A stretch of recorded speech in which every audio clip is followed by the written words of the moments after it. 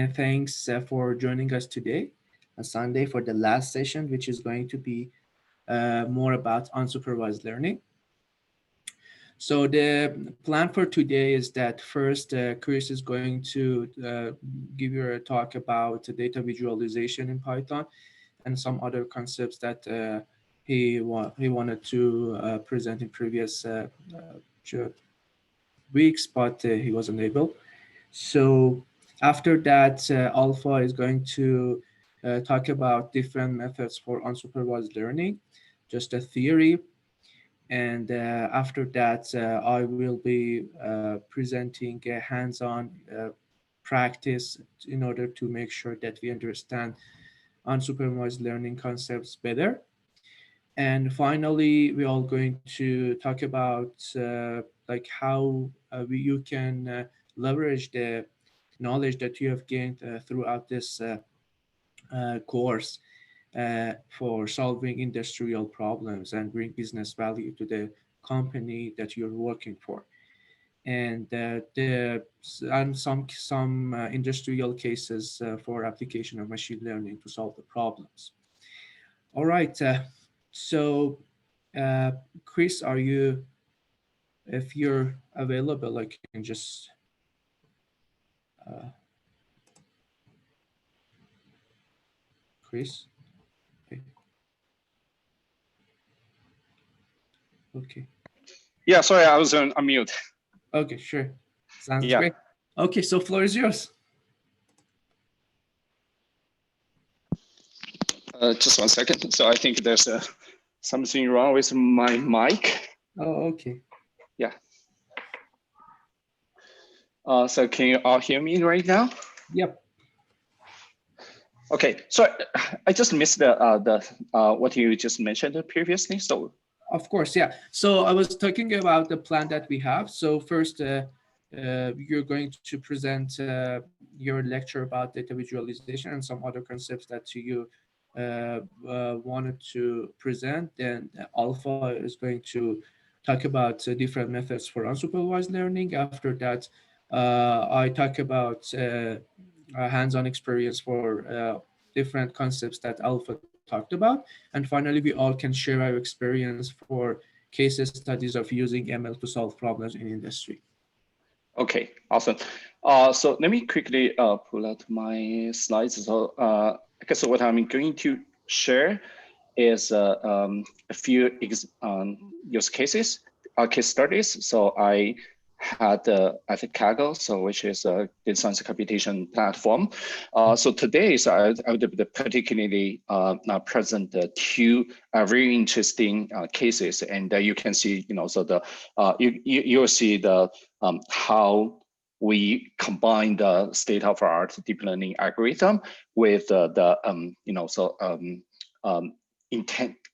extensive data analysis and really come up with some amazing results.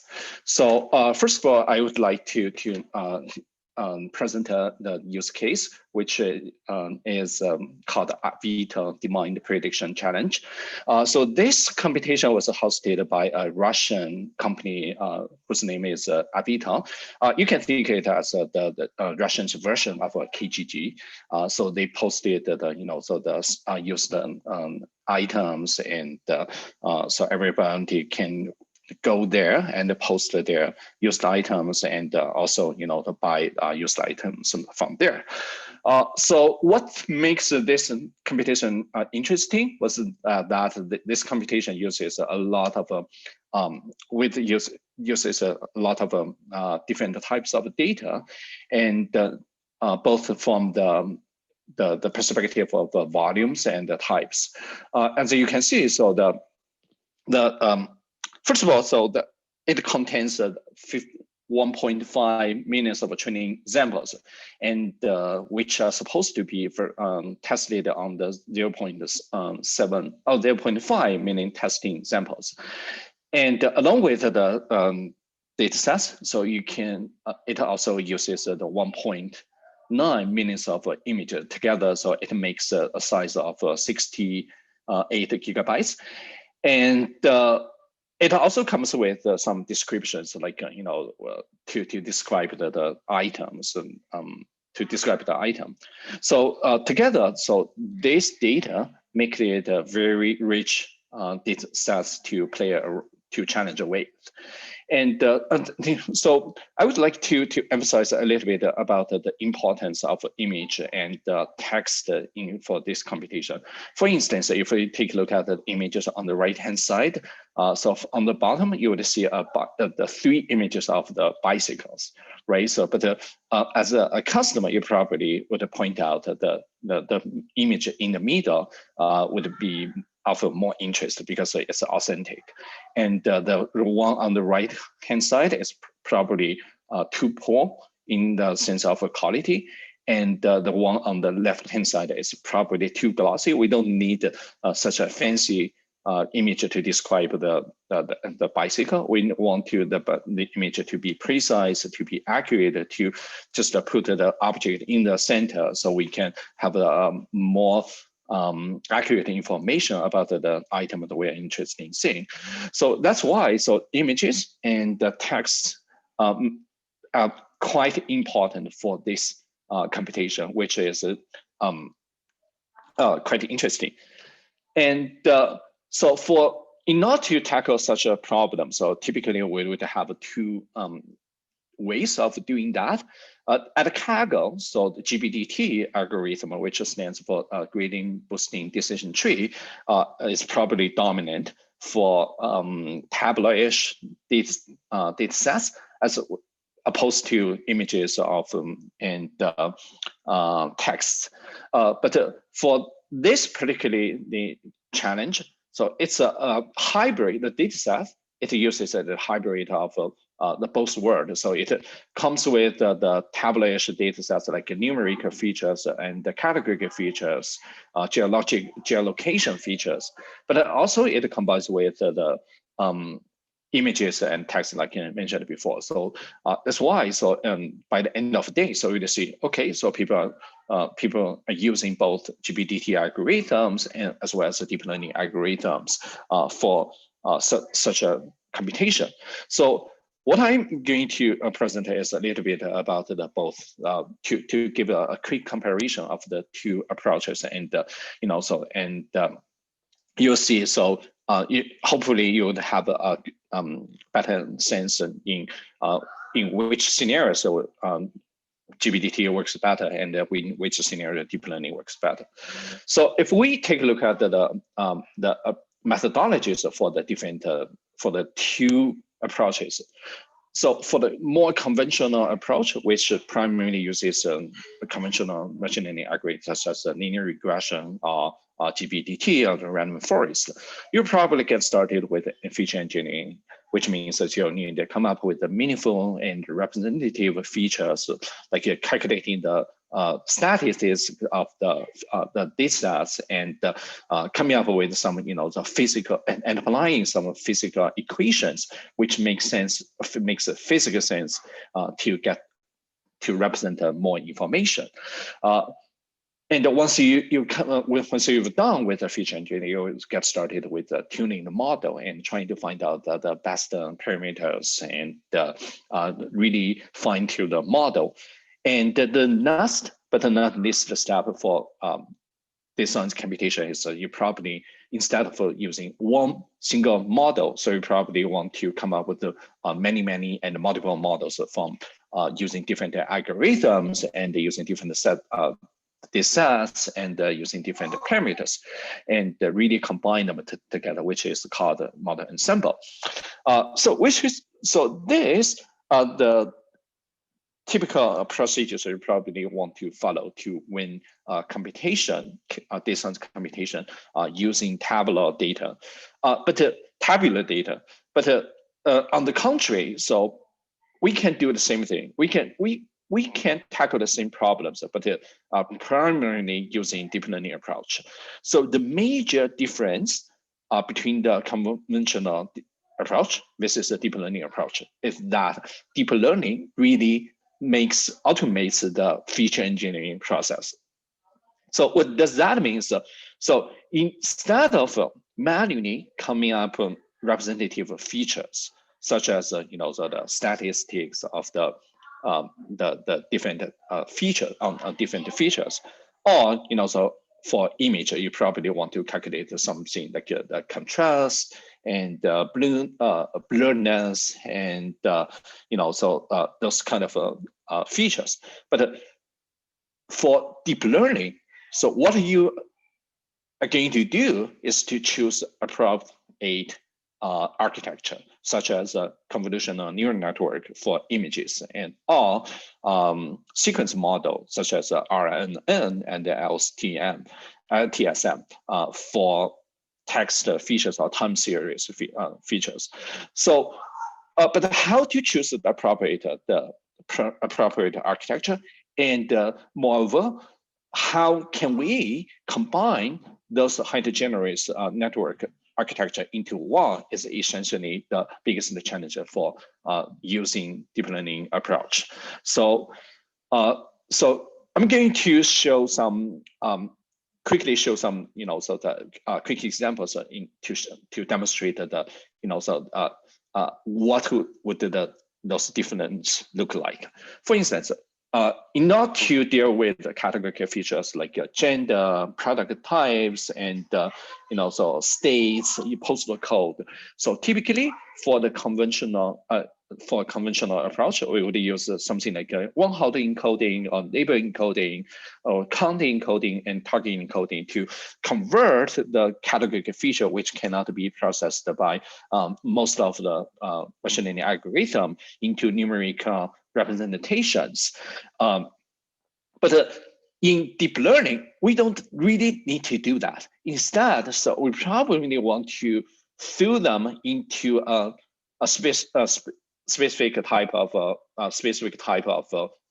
neural network layers, which is called embedding layers. So you can easily find the embedding layers from TensorFlow and as well as PyTorch. So what you're going to do is just throw the categorical feature into the embedding layer. So the neural network will do something very similar to what we call the vector embedding, word embedding, and trying to convert each categorical values into a vector representations. So this is how deep learning deals the categorical features differently than as compared to the conventional approach. And for text, it's probably the same thing. We can see a huge difference.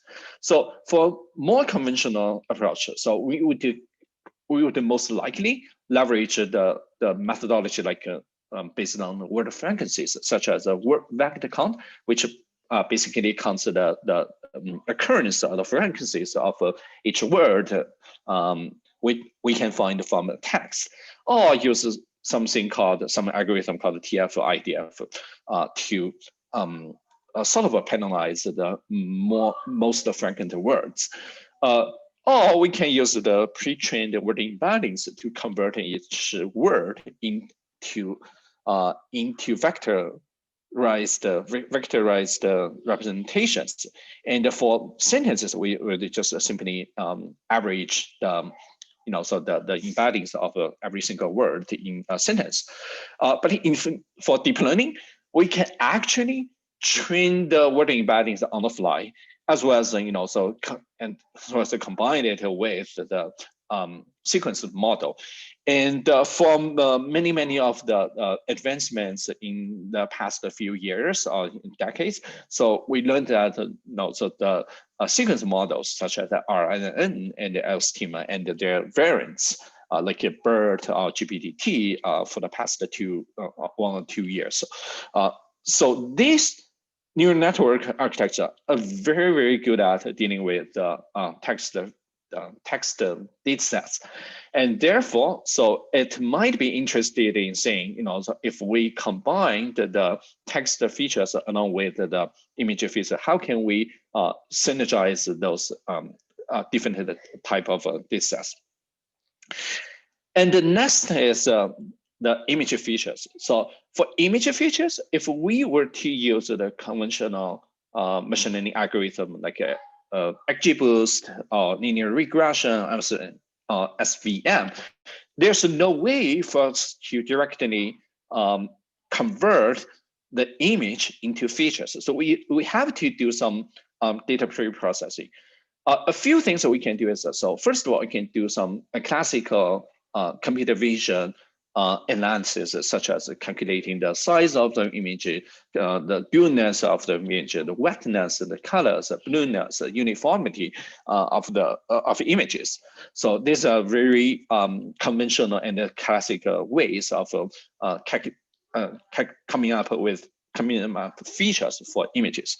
Another possible way is we can leverage a pre-trained image computer vision deep learning convolutional neural network models.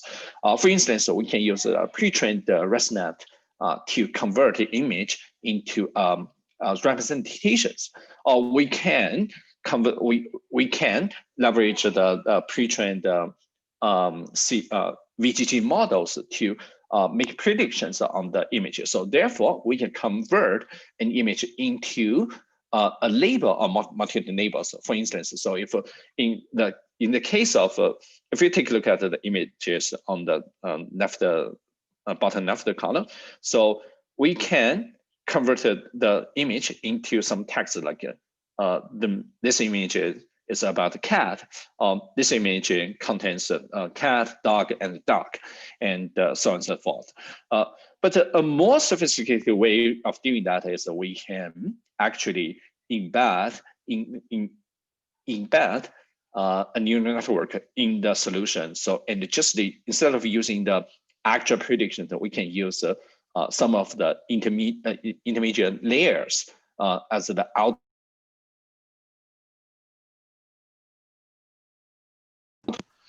So that's the major difference between how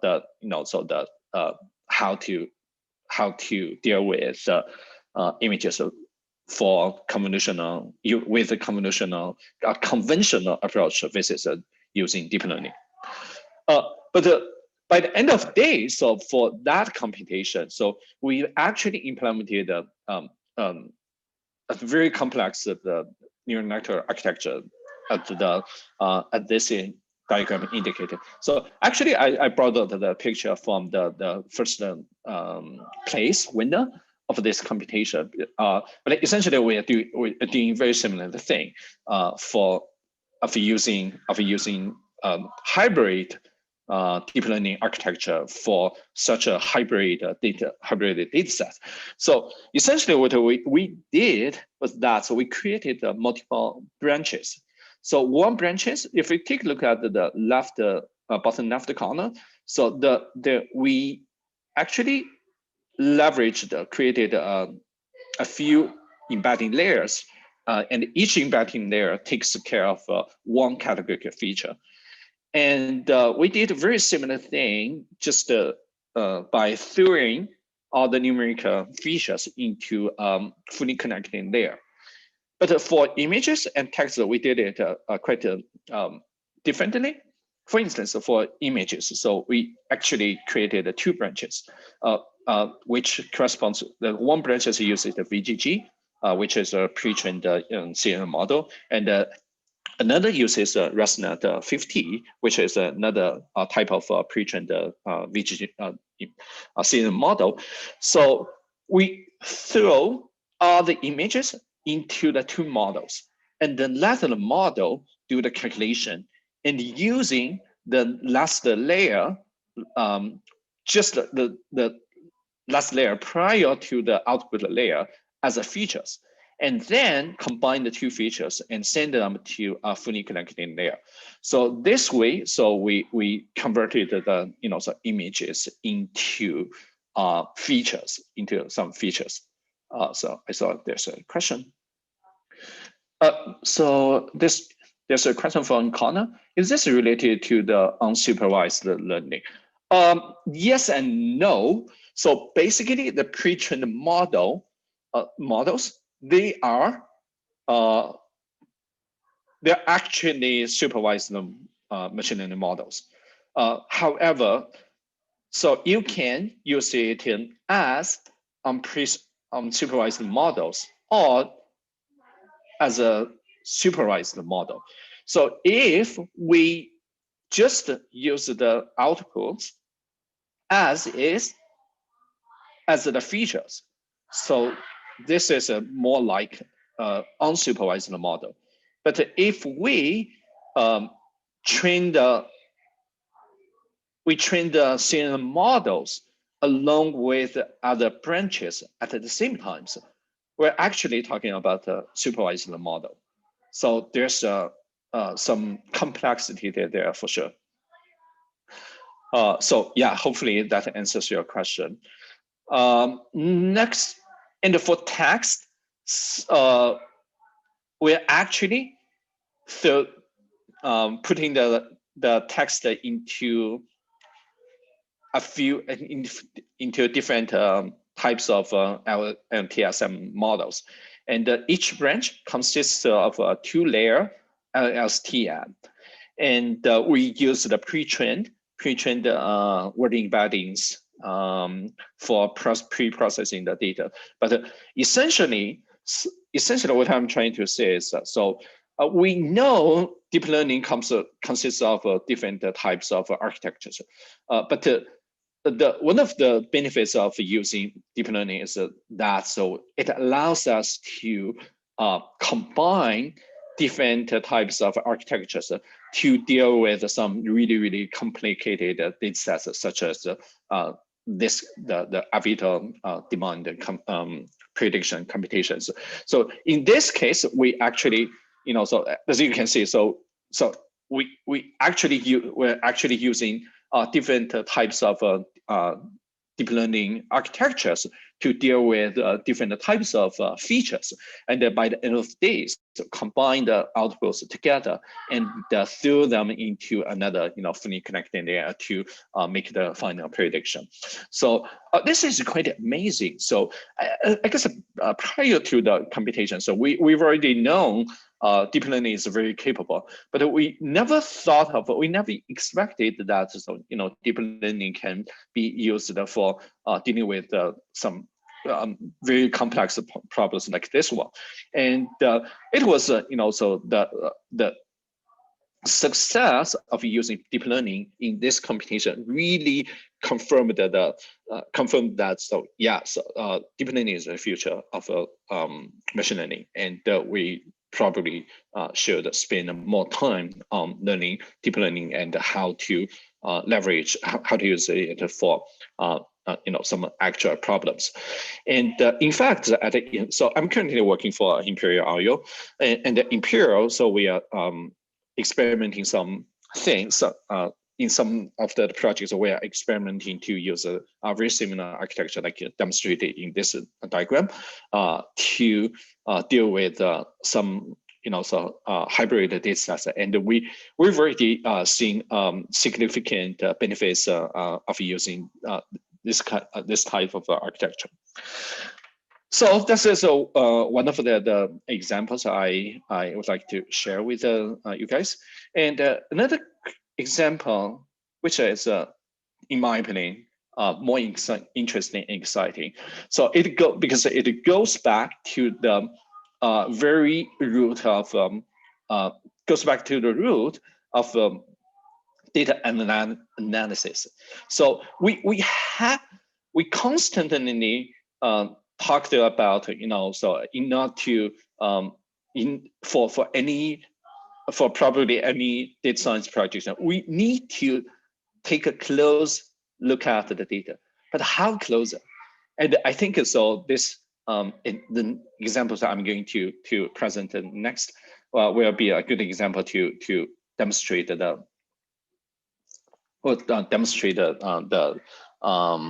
how data analysis plays such a fundamental status for a data science project.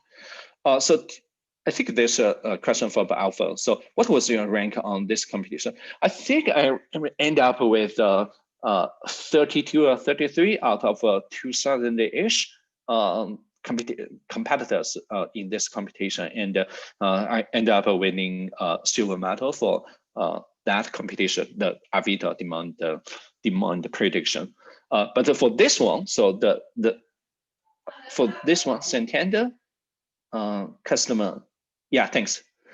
For the Santander customer transaction prediction computation, this is the most participated computation in Kaggle's history.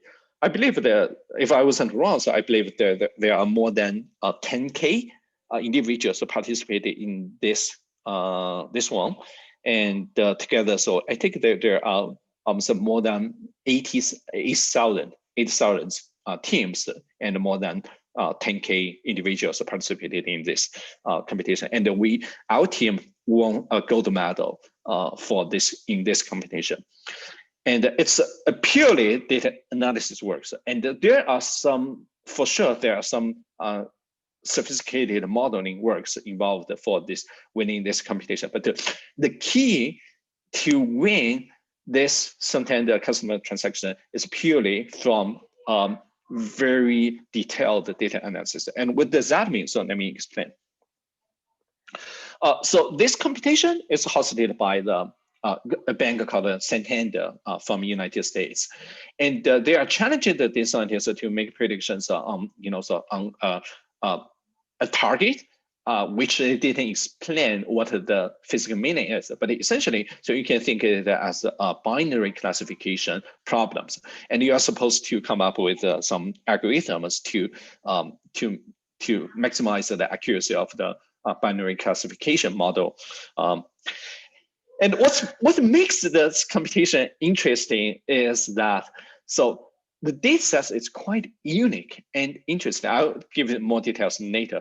But here, what I like to emphasize is, so by the middle, so after 2 months of a period of time when the computation started, so people find that, so using some very basic models like linear regression and the Bayesian naive Bayesian classifier. So they don't make huge difference. They as compared to some sophisticated model like deep neural networks, XGBoost, 9GBM. And most of the teams stuck at a certain plateau and couldn't make any movement. So, but essentially, so we broke the barrier and and by introducing some very interesting approaches and to win the competition. But maybe I should first of all explain how interesting this set is, because first of all, this set consists of 200 numerical features, and the funny thing is that, so all the features, there's no missing value. There's no nulls in the data set. And every single feature seems to have been normalized. What does that mean? So that every single feature set will pretty much look like a normally distributed. And there's no linear correlations across all the 200 features. And so this makes the data set probably the kind of a dream data set, the data set, the perfect data set every data scientist would dream of. Because so if you have been working in the data science area, so you probably know what I'm talking about. Because most of the time the data are messy and data complicated. There's a lot of missing values, a lot of linear multi-collinearities, and data are not normally distributed. So therefore, you probably need to do a lot of data processing to to clean up the data before you can actually use them as for any meaningful data science projects or modelings. But for this computation, the data set seems to be quite perfect. So is that a good thing? Probably yes, but by the end of the day, so you'd find, okay, with that such a perfect data set, there's probably nothing left for you to do from the modeling perspective. Because when we tried different algorithms and trying to tune the parameters and so coming up with new features, they didn't help at all. 99% of the I would say 99% of the attempts failed miserably. So that was very, very frustrating. But what makes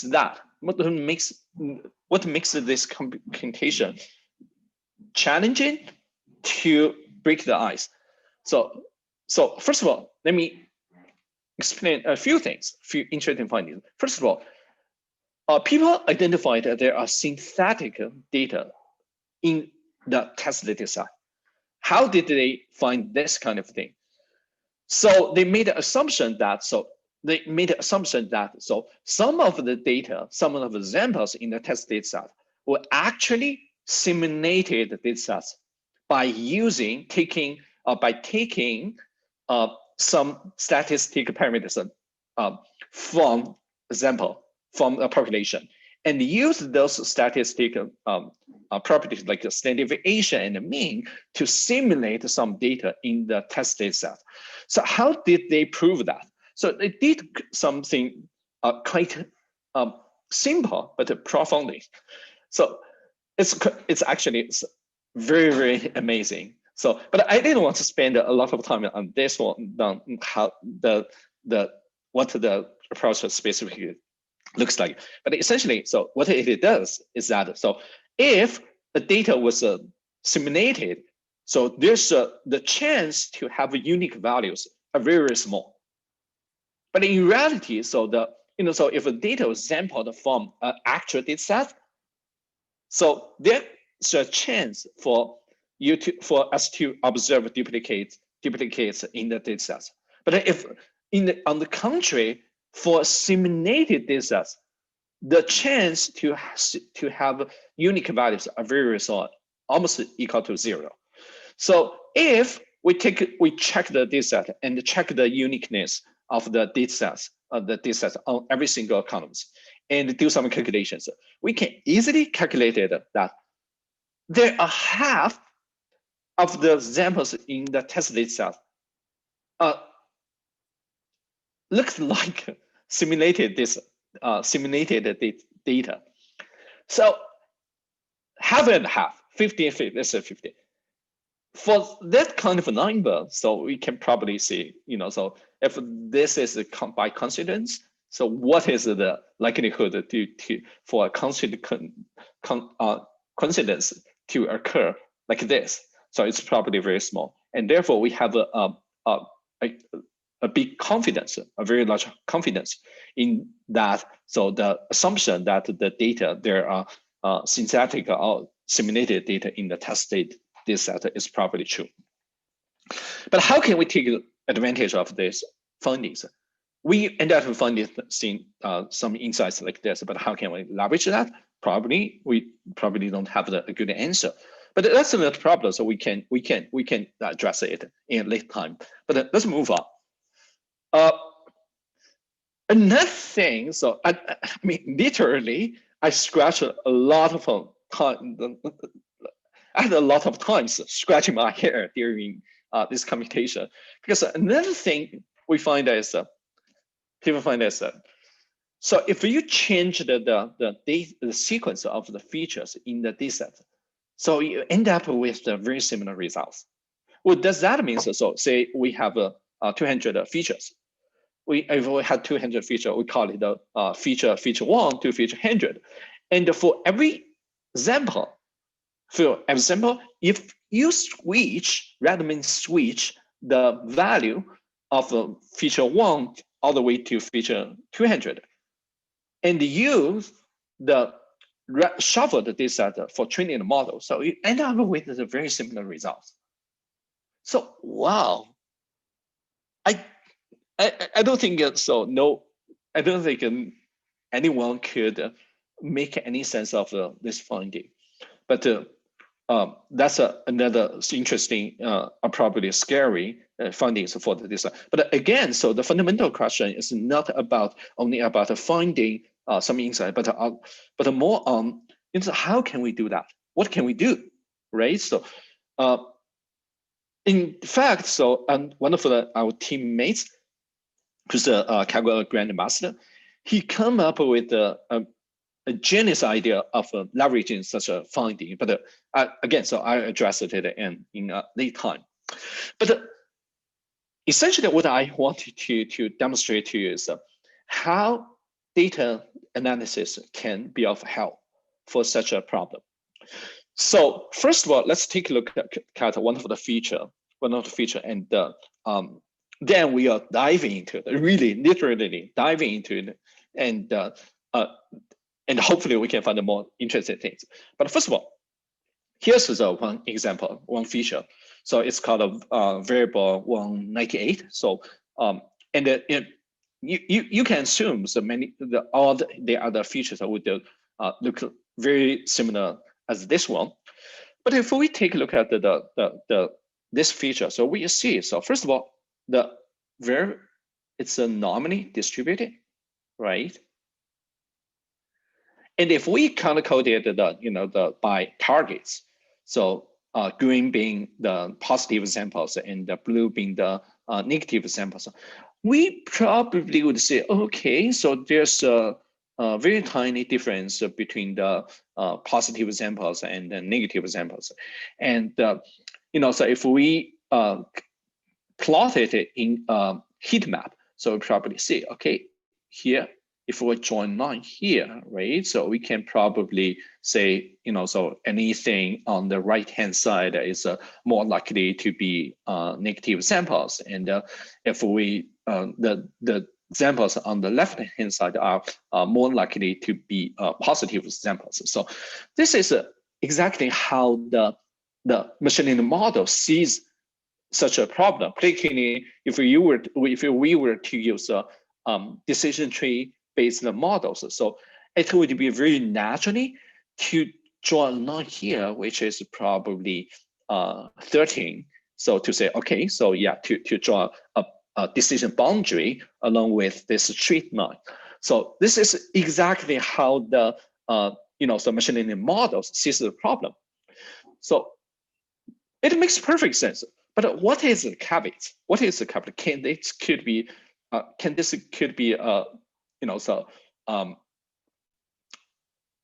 is there anything we can improve beyond this? So let's take a closer look at the data, literally.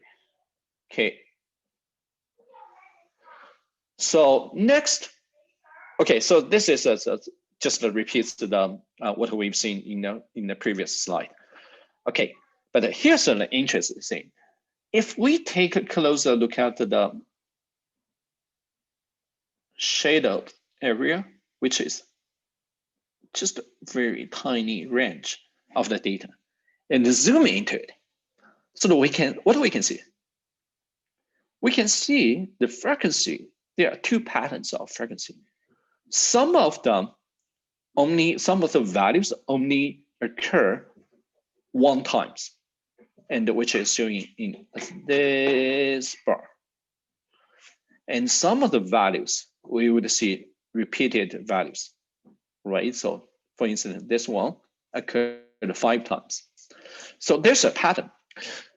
But how can we leverage these findings?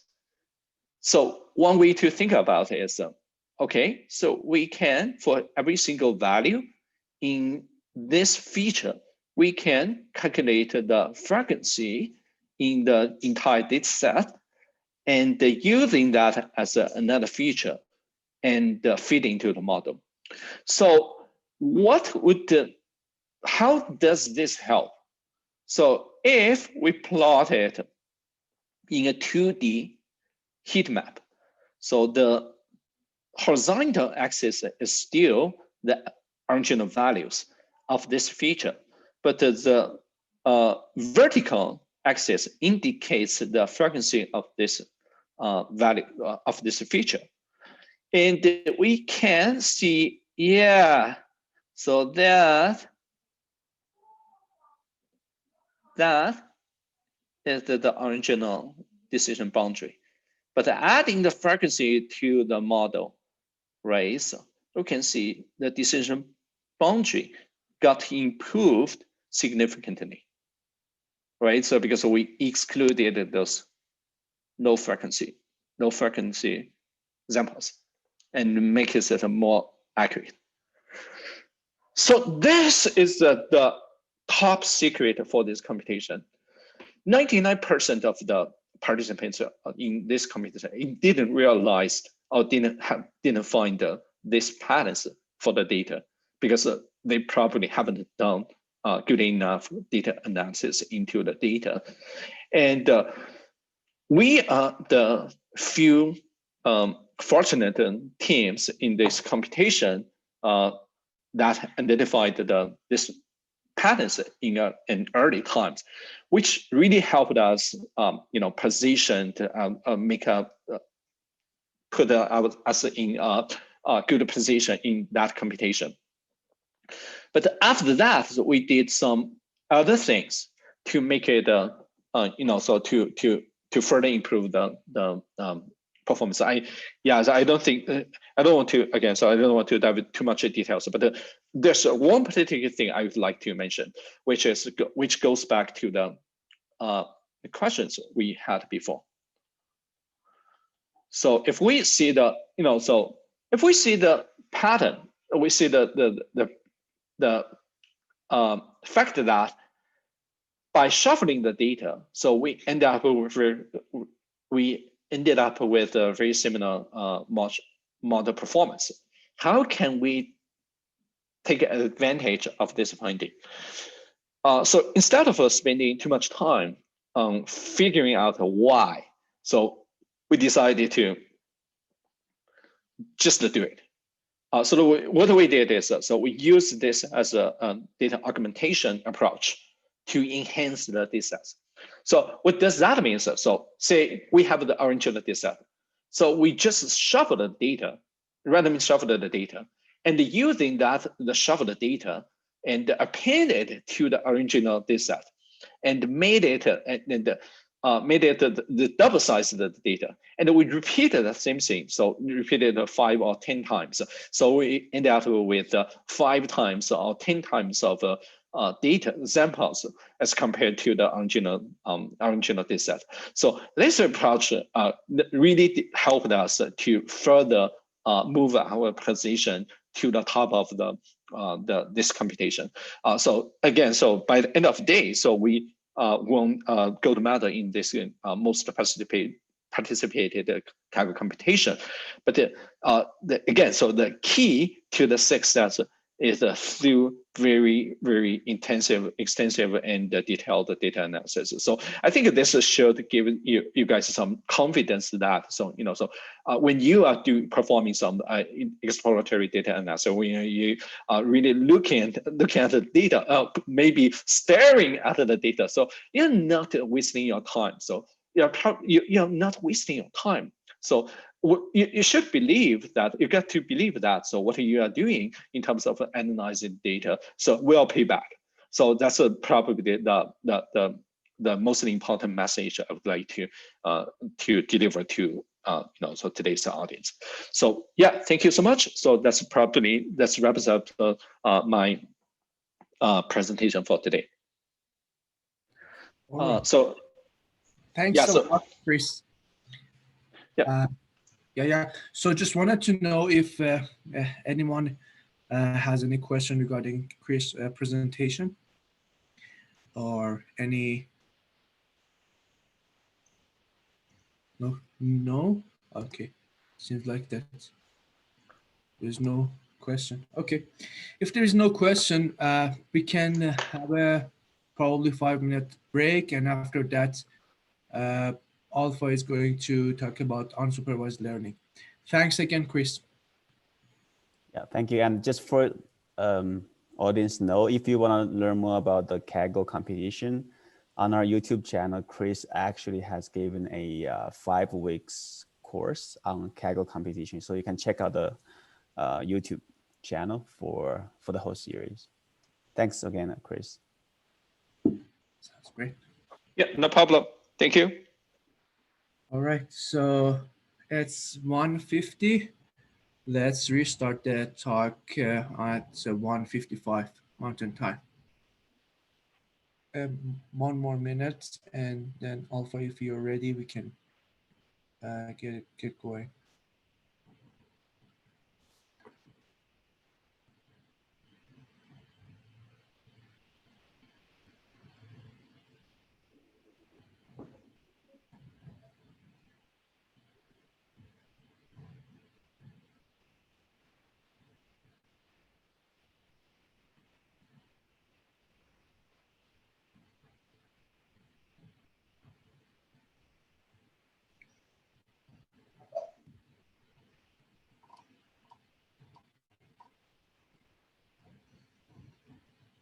We good?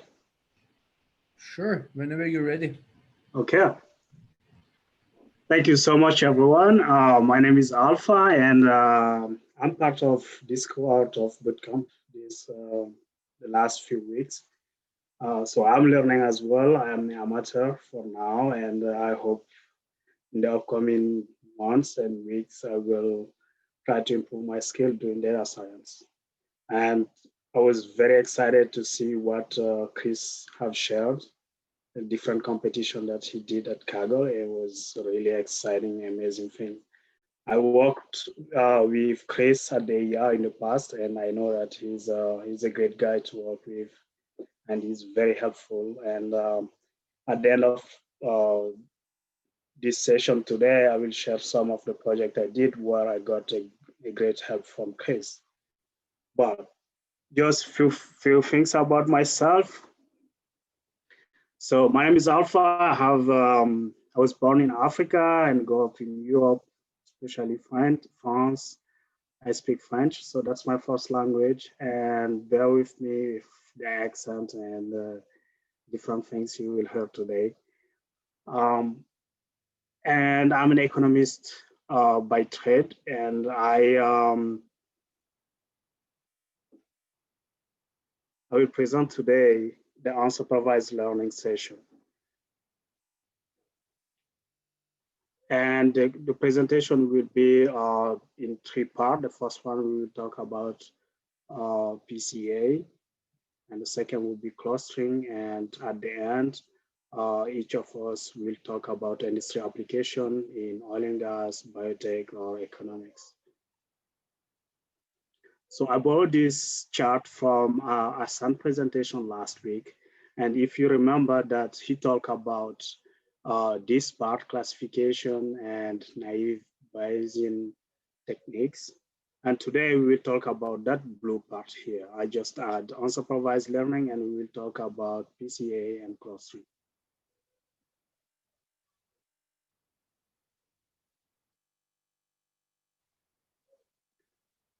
So the difference between supervised and unsupervised learning is quite simple. The first one is just supervised learning. You already know the features of your data set and you are trying to predict. So you already know this part for your data set and you're trying to achieve this part, the target part. For unsupervised learning, it's quite a mix. So you have the data, you don't know exactly what it's about, you don't know what are the different type of feature, and your goal, your objective as a data scientist is to find the different features of or the different features of your data set. In supervised learning, you train your machine to find using data which is well labeled. It means some data is already tagged with correct answer, and it can be compared to learning which take place in the presence of a supervisor or, for example, a teacher. So a supervised learning algorithm learn from labeled and trained data and help you predict the outcome of unforeseen data. Whereas for unsupervised learning, the machine finds all kind of unknown pattern in the data, and the method help you find feature where you can that can be useful for the question you're trying to solve. And it takes place in real time, so all the inputs data to be analyzed and labeled in the presence of in your presence. So you are doing it by yourself, and like the machine is doing it for you. So you are just assisting. And this example I'm thinking about, this, if you like puzzle, is, let's say you have this type of puzzle. This is your data set, and then you don't know, you have no idea where to start. And then you use a machine learning algorithm trying to kind of help you get to this method. So the machine, instead you doing like piece by piece, trying to find out what are the future of your data set, the machine will help you to try kind of to put different category of different category and labels in your data set.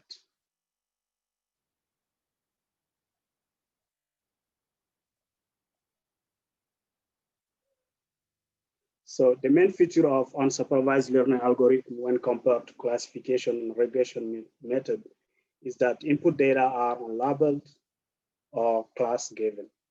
And that the algorithm learns the structure of the data without any assistance.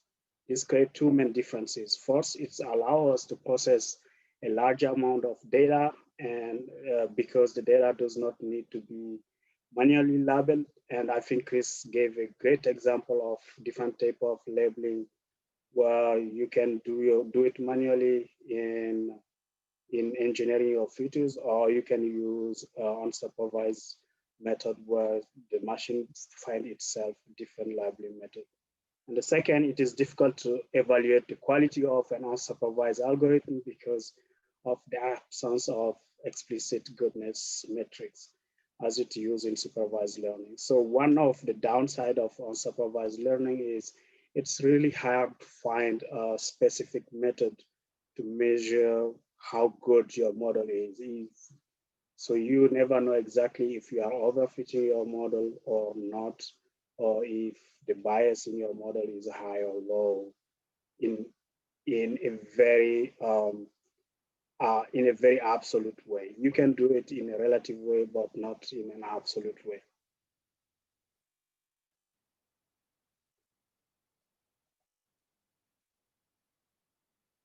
So the first part of the unsupervised learning, what we are talking about today is, remember we have two categories. We have PCA, it's called Principal Component Analysis, and the second part is clustering.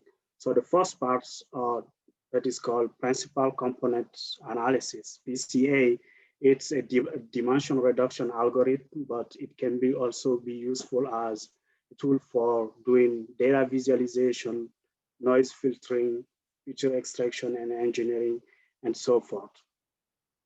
So exploratory data analysis and denoising of signal, for example, is used, for example, in stock analysis, where you want to make sure that is it, for example, a specific stock is growing or not, or it's just a market volatility for the period or the day, or the market will react into a different mood. So this is a great method, especially for, trying to find out the difference, for example, for people who are into investing, trying to find the difference between different stock and how they behave, and if they respond to fundamentals or they respond to the market movement. That's for example, a great method you can use for that. And it's also a way to reduce the complexity of a model and try to avoid overfitting. So in a lot of data sets, you can find kind of a high correlation with different features. So sometimes if you use all the features you are available to you, you can overfit your model, and that might kind of that might yield a bad outcome for the purpose of your work. It could be forecasting or classification. So as I said, PCA has three goals really. The goal of PCA is to identify the relevant feature, and that in identifying the relevant feature, you kind of will try to avoid the redundant feature and try to remove the noise from your, trying to remove the noise from your data set. So in order to do that, Pca use a linear transformation in order to give you the main relevant feature for your work. So it sets a principle of component, rank them in a descending method order, or how much they will contribute to describing the pattern in the data. And in order to do that,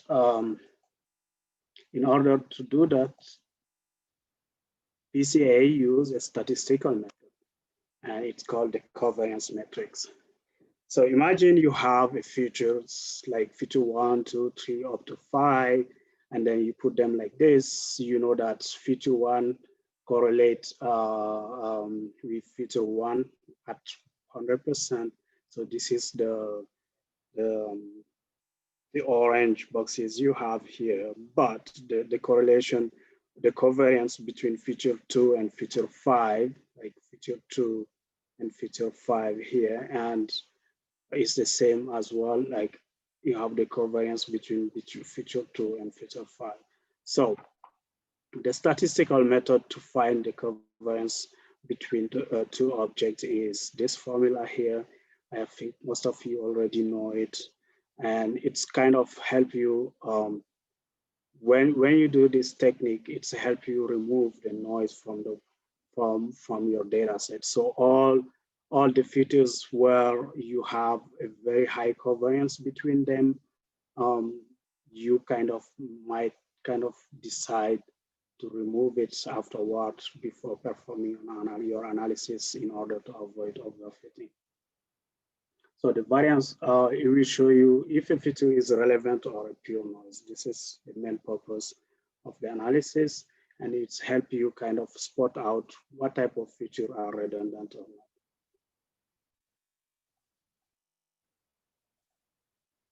So the covariance matrix highlight the thing that gets in the way of seeing the pattern in the data, so that at the end of the day, what Pca will produce is a set of principal components which reduce the noise, reduce the redundancy, and the covariance matrix help you to do that.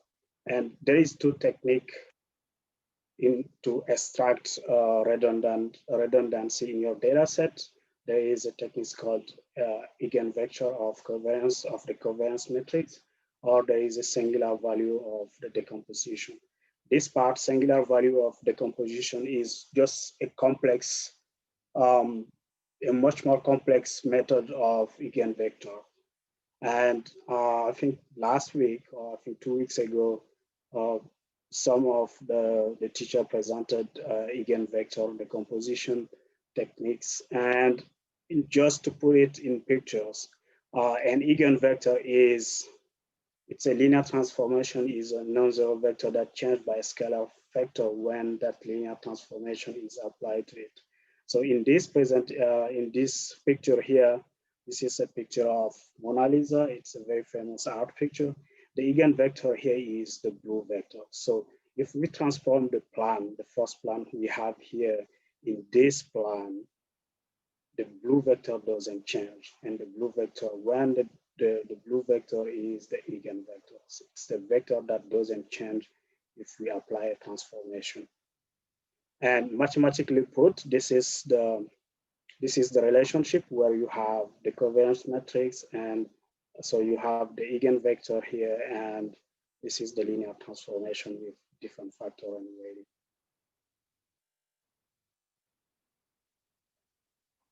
So singular value decomposition is decomposing a matrix to one matrix to a component of many metrics. Do you remember, let's say if you have a square, it's like a times a, and if you apply that to at a matrix level, let's say you have this matrix M here, where you have this is column and rows M and N, and if you want to find how many metrics you want to decompose this one into many others, you have this decomposition here where you have the U matrix M times M, and you have the V matrix, and this is the eigenvector here, M times M.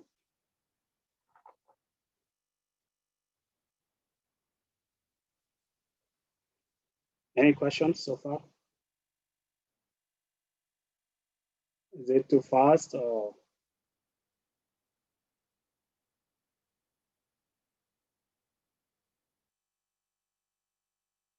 Okay. So let's move to the second part of this presentation, where we will talk about clustering. And clustering is like basically you have a big data set, and you want to organize them in a group, in different groups, but you don't know exactly how to do that. So you ask your machine to do it for you, and try at least to have the first overview of different groups in your data set.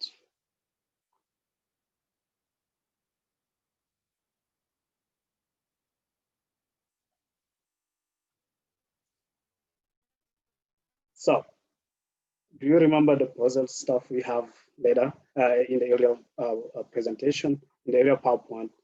Now you are asking your machine, okay, please take this, all that unorganized data here, and then put them in different boxes to help me kind of achieve this.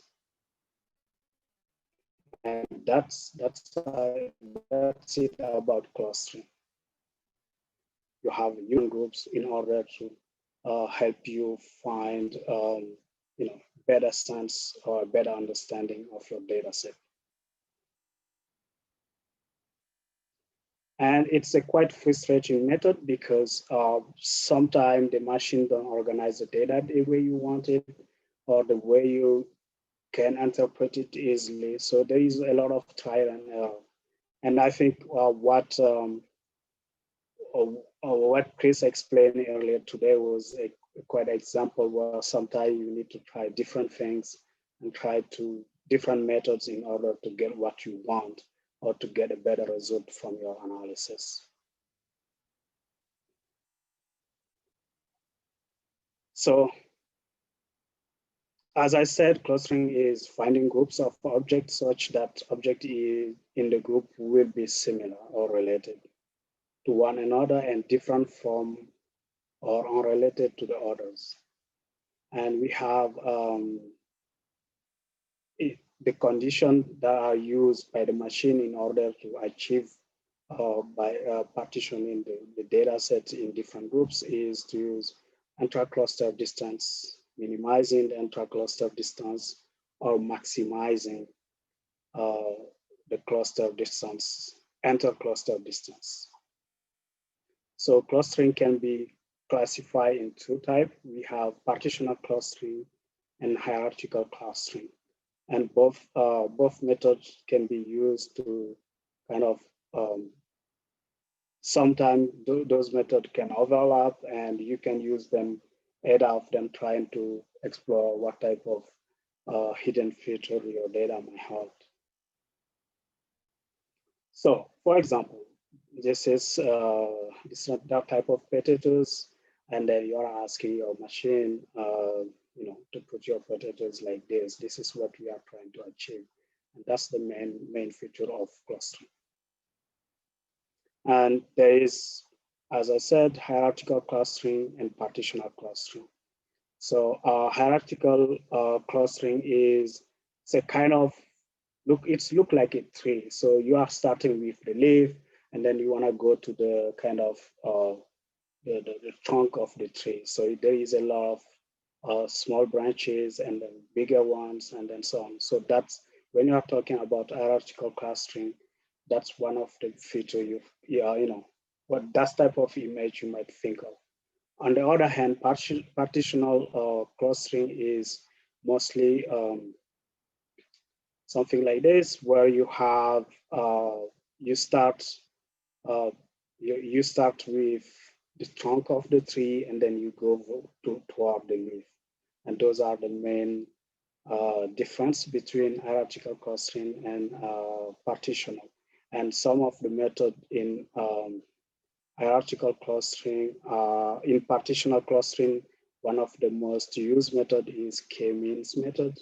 And I think Meshrad will explain that better than me in the next presentation. So partitional algorithm,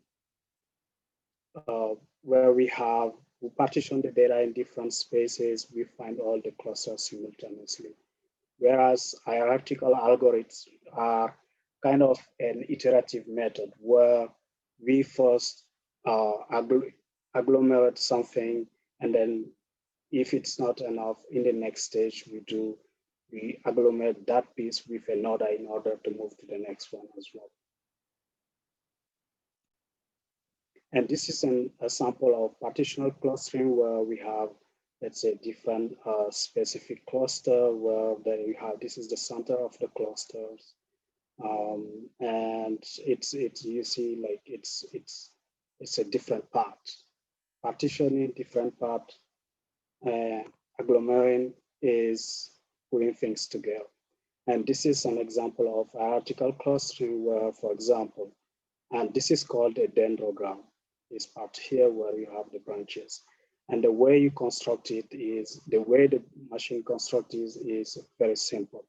Let's say this is the first sample. We have 3 and 1. 3 and 1 are in a first cluster because they are close, and they are, the entire distance between those two are the minimum. That's the definition we have in the clustering. Right? Let's say if you want to compare 1 and 2, the distance between 1 and 3 is way more lower than the distance between 1 and 2. So 1 and 3 belong into same cluster. So when you have that, so you have 1 and 3, this is your first cluster, cluster 1. And the same for 2 and 5 here. And it is the same for like, so now if we move further, this is the first cluster, this is the second, but if you add 4, 2 and 5, like the second cluster, so you have this here. So this is the second branch, and at the same level, if you add at like 3, this is now the biggest cluster, and 1, you got the cluster 4. So this is the node that explains cluster 4 here. And if you add now 6 here, and all the ensemble of the data is cluster 5. So this is the last node. And this is how hierarchical clustering works. There is different type of clusters. We have well-separate cluster where we have a set of points such that any point in a cluster is closer. That's what I explained earlier between 1 and 3. Right here, 1 and 3. And there is some center-based cluster. This is what, for example, we have here. It's a center-based, that's mean all the data points kind of try to converge in this point. And we have contiguous clusters. Those are clusters that are very close to each other. And we have density-based. And density-based, for example, cluster is an example. I don't know if you do some lab tests and you want to find the concentration of specific, I don't know, specific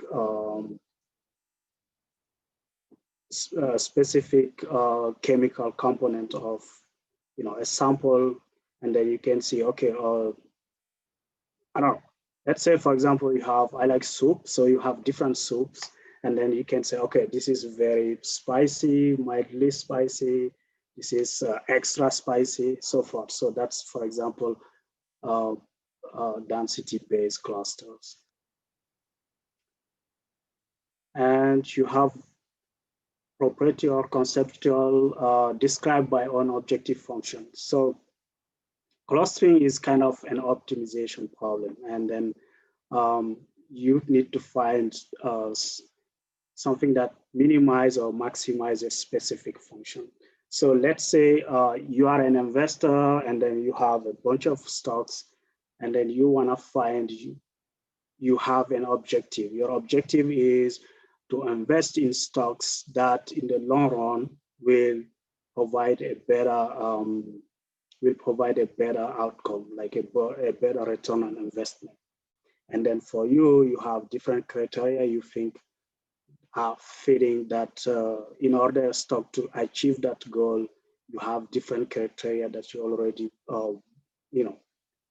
find or you already targeted. So you try to allocate those stocks depending on the criteria you have. And this is, for example, a kind of objective function where you can use clustering to achieve a specific optimization problem. K-means, I think Nashrad will come back to that in a much larger extent, but it's a partitional clustering. That's one of the most used type of approach in clustering. And it's a very easy method to use, and there is a lot of documentation about it out there. And the first thing is you have a centroid point that is chosen randomly by the machine, and then and the number of clusters, and from there the machine try to find all other data points related or close to that specific centroid point. And there is different method used to measure the closeness of those specific points. Sometimes it's use Euclidean distance, cosine, similarity, or correlations. K-means and its limitation. K-means, it's a very, as I said, it's a very easy method, and but it has some downsides as well. So for example, you can have, when you use K-means, you can have different cluster with different size. So if, for example, your objective or the type of classification, the type of clustering you want to do is to have kind of the size of groups that kind of similar or very related. Sometimes K-means it cannot achieve that for you. If it's a different densities, you might not be able to achieve it using K-means algorithm as well. And sometimes if you want to have the same shape, it might not be able to achieve it as well. So a first example, for example, this is the size, and then you have different, this is the original data set here, and then you want to kind of cluster this data set in 3 clusters. And as you see, the oranges points here are way smaller than the green ones, and as well smaller than the blue ones. So sometimes using K-means, you cannot have cluster with the same size. The second limitation is, for example, if you want to achieve the same density cluster, you might, for example, with this original data here, you see that now when you apply your clustering, you have different density. Here we have a very high density between the points here in orange that are very different than the blue, because the density of the blue is smaller and so forth. So sometimes you might not be able to achieve a clustering that has a similar density as well. And that's one of my favorite here. You have this is your original data set, and then you already plot it in using descriptive methods, and then you apply clustering into, like, you want to think, okay, this is it.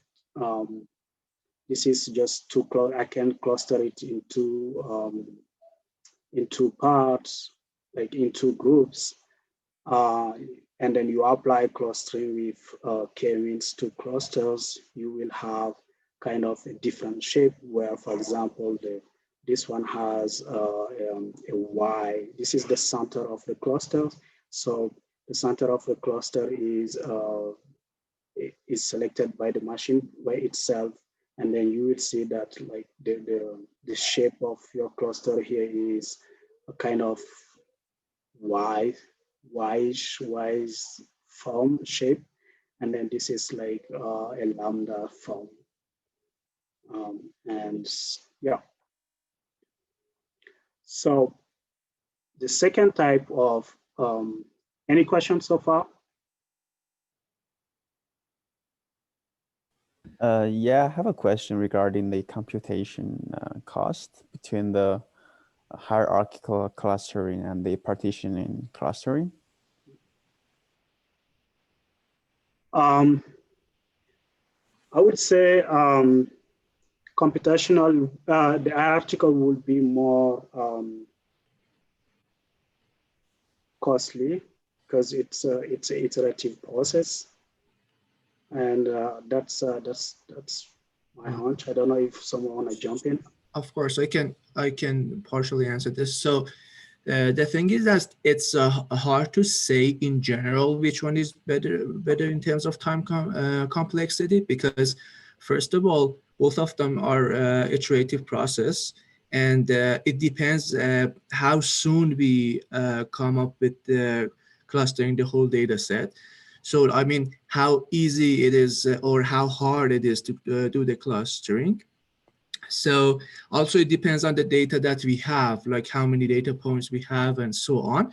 So they both are really like they both depend on so many factors, but in general, not something that we would say that it would be the case for every single case, but in general, hierarchical clustering are less are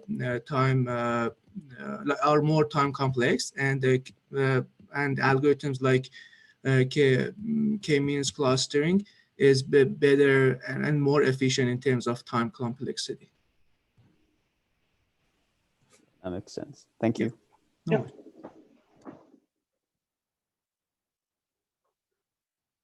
So any other question?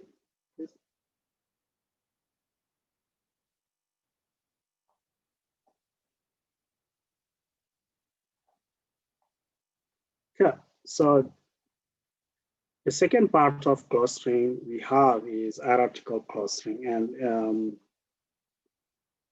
it's a method that will seek to build a hierarchy between hierarchy of clusters.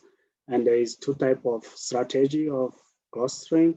We have agglomerative clustering. This is a bottom-up approach where you start with the smallest piece and then you put them together, as I shown you here in this part. So you start with very smaller sample of clusters, and then you agglomerate them here. So for example, this is for example 2 and 3. So you have 2 and 3 here, and then this is then your next node of clusters. And that's hierarchical clustering, and that's agglomerative clustering. But there is another method called divisive clustering, and it's a kind of top-down method, and it's like you start from here, and then you decompose your clusters in much smaller pieces. Like you started here, and then you decompose your cluster in much smaller pieces at each node. So this is your full sample. This is the 5, and then you break it down into 4 and 6. So this is 4 and 6 here. And the next step is you break it down in, you break down the 4 into 3 and 1. So 3, like here, and 1. This is the next node of cluster. So those are the two approaches of hierarchical clustering.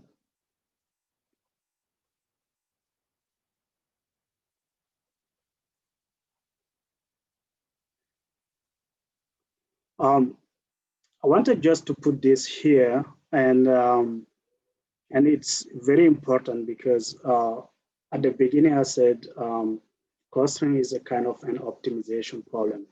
I see it as an optimization problem maybe because of my background as an econ person, and the goal is really to minimize or maximize something depending on your goal. So, for example, if you wanna minimize the distance between those points, you want to maximize the distance between this, like that yellow line here, between two clusters.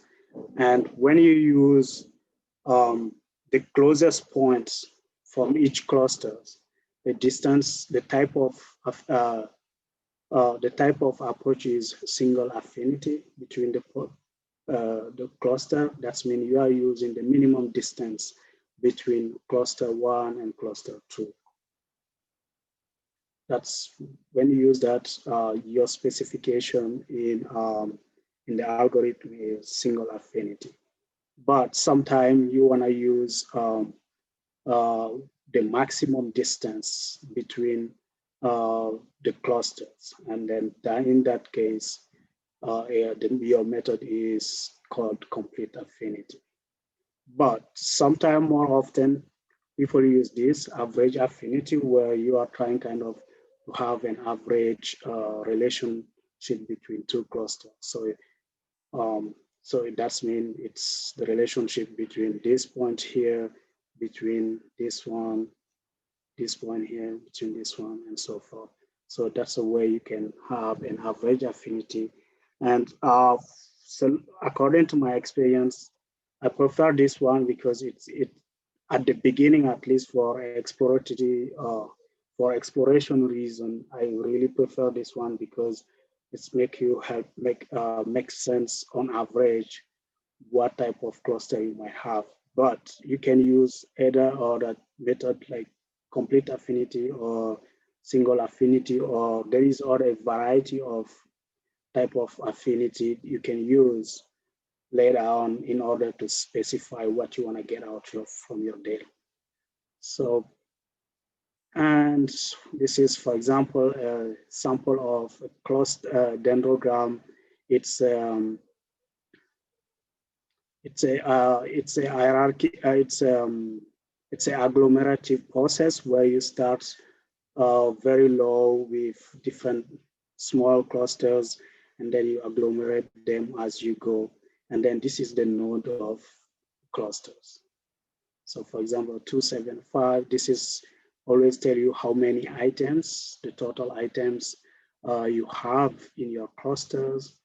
And then this is the distance between the clusters. So for example, if you take this node here and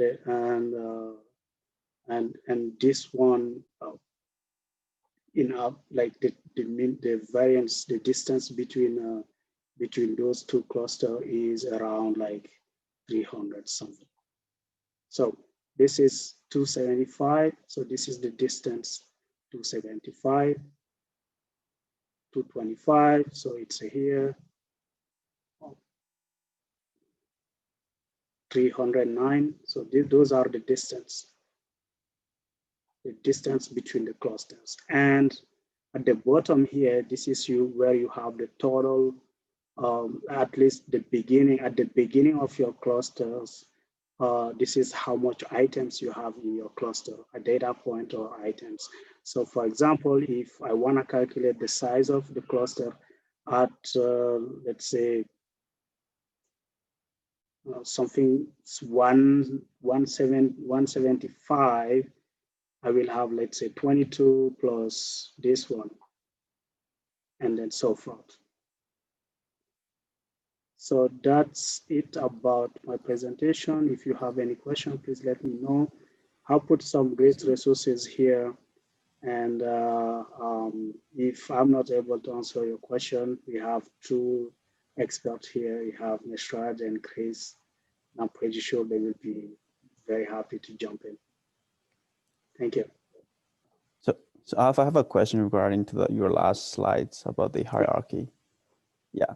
So this one, so how many clusters do we have here? You need to specify your level. So okay, so let's say so the level is predefined. Let's say at 200. Let's say this is here. Okay. The type of cluster is all those pieces here, like this, the last level. You see this? Look at the line at 200, like this line span over here, right? Let me try to use this pointer. So let's say we want to calculate how many clusters we have this line, okay? So you need to, like, what is the next node, the nearest node you have at this level? For example, if you are 200, you cannot count the 215, so you're gonna count like something below it, and it's gonna be, let's say, 1, 2, 3, and so forth, 4, 5, everything below here. But the nearest node that is closer to this line. But if you wanna look at this level here, at thousands, for example, you have just this piece here, like the blue, the green, the blue one, and the red one. So you have two big clusters. I don't know if I answer your question properly. Yeah, so does that mean that we still need to predetermine the levels we wanna have? Yes. So yeah, it's yeah, you need to predetermine what level of detail you want, right? So let's say if you have your in your setting, you want a specific, let's say this is distance. Okay, so you want to, let's say this is weight, and then you want to specify, I don't know, people who go to the gym or people don't go to the gym, and then you want to see, for example, if the gym is working, so you put two people. Okay, you have people who go to the gym, like the red one, the red part, those are the red people, and the people who go to the don't go to the gym, those are the blue here. But if you want to go deeper in your analysis, you let's say, oh, the people who eat meat among the people who go to the gym, how many people eat meat, how many people don't eat meat, and so forth. Right? It depends really what level of detail. And for example, in the people who eat meat, how many people who put salt in their meat, and how many people who don't put salt in their meat, right? And so forth. That's the level of details you need to precise. So you need to, according to my experience, you need to play with it more of like many times in order to get what you want, really, the level of detail you want. Okay, thank you. Yeah, you're welcome. So basically the difference between this one and k-means clustering is that for k-means clustering, we first say that, for example, we want 3, 4. We first specify the number of clusters. For this one, we can see when we want to stop this, because it goes until we get to the ideally to get the one cluster. So depending on how we define when to stop, we can either, for example, here we can either have 3, 2, or even 1 cluster. So in k-means we have an inertia method to determine the optimum. We do, yeah. I will get into it. Yes. Okay. So that will have similar thing in hierarchical as well. So for hierarchical, that's, as I said, we defined we define when we want to stop, right? So it's not something that we say from the beginning that we want 3 clusters or 2 clusters, but for k-means clustering, we need to define how many clusters we want to go. I'll get into how to choose the k value later in hands-on exercise. Perfect. Thank you. Okay. Okay, Mashad, the floor is yours. Thanks. So if there is no other question, we can go for another 5 minutes break, and we'll be back. And when we're back, I will be going through a hands-on exercise to make sure that everyone understand this concept. So is there any other question? Okay, looks like that there's no other question. So it's 2:40. Let's get back at 2:45, and we'll start with hands-on. So everyone hear me? Yeah, we can hear you. Sure, sounds good. So let's start with some examples for PCA and clustering. So to recap, as you know, the difference between unsupervised learning and supervised learning is that we do unsupervised learning when we don't have labels, and how it put them in different clusters or groups is based on their similarities. So because we don't have any label available, uh, uh, it's not something like supervised learning that we split the data to train and test. And also because we don't have label to see how accurate we are, we have still some matrix to see how, like, to kind of measure it, but it usually requires human knowledge as well to make sure that we are on a right track. So getting back to PCA, we can use PCA for both. It is a dimensional reduction technique that can be either used for treating multi-collinearity by removing, for other ML techniques like regression, by removing highly correlated features. Or we can use it for data visualization. So we reduce the dimensionality so we can plot data and visualize data in 2D or 3D. Okay. So there's lots of math behind every single clustering method. I don't want to touch those math concepts, and I don't want to get in too much detail because you're just learning different methods and I might confuse you. But if you have any questions, just feel free to let me know. Let's start with Fisher's iris dataset.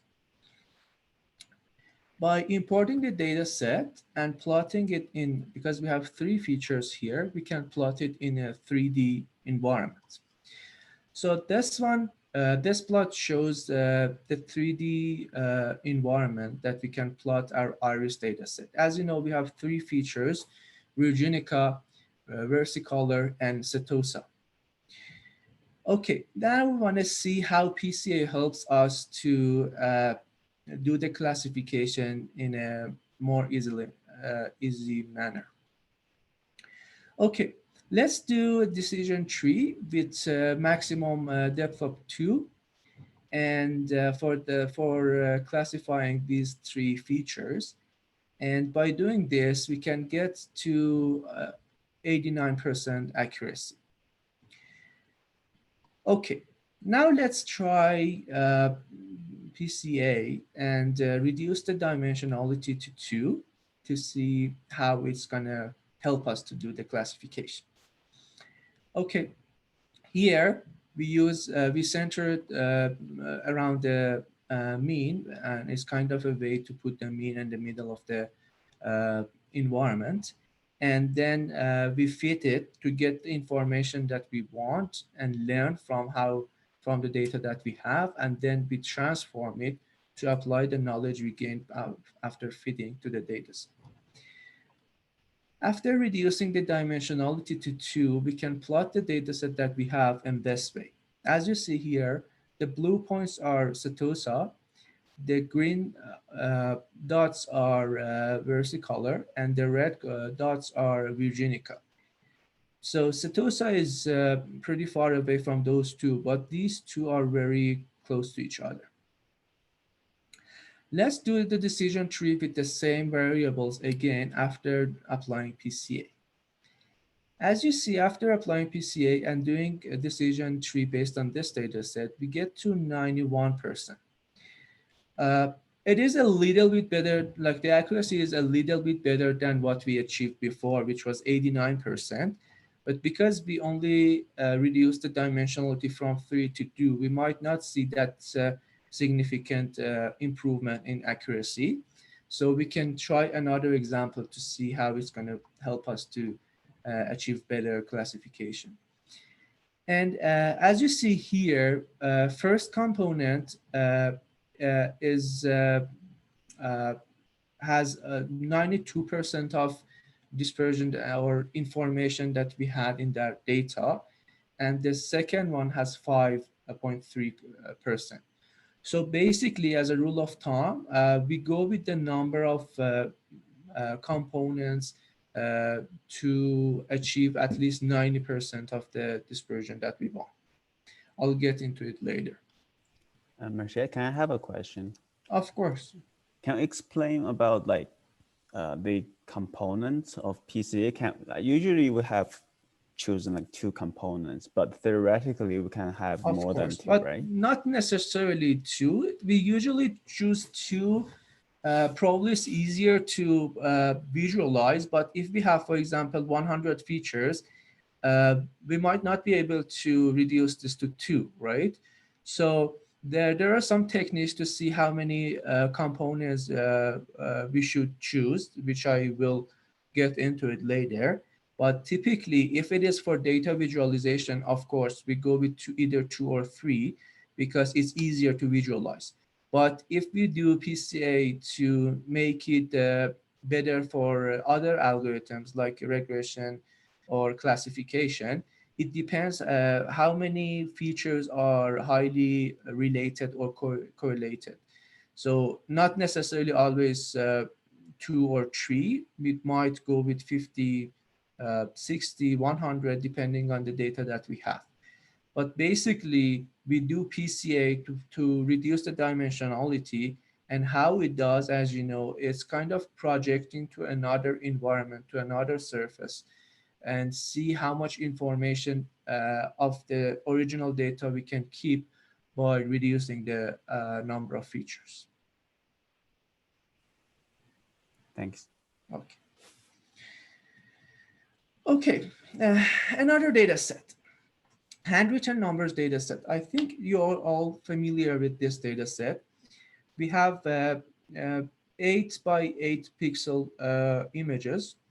So we have different numbers, 0, 1, 2, 3, 4, 5, 6, 7, 8, and 9. And we want to see how, now we have 64. We want to see how we can reduce it to, for example, 2, and how we can visualize the data that way. By reducing this to 2, we can see that we get so many colors here, and they're kind of, sometimes it's a bit challenging to distinguish between different points. So one method that can help us to visualize them in a better way is TSNE, which is T-distributed stochastic neighbor embedding. I don't want to get into the math, but it is a machine learning algorithm we usually use for visualization based on stochastic neighbor embedding. So Pca is usually based on a linear constraint, but TSNE does not. So that's why in data visualization, especially if we don't have that linear behavior, we can use TSNE to have a better visualization technique. But of course, it is more time consuming. So if we apply TSNE, to visualize this data, we can see that how helpful this method is to do the visualization.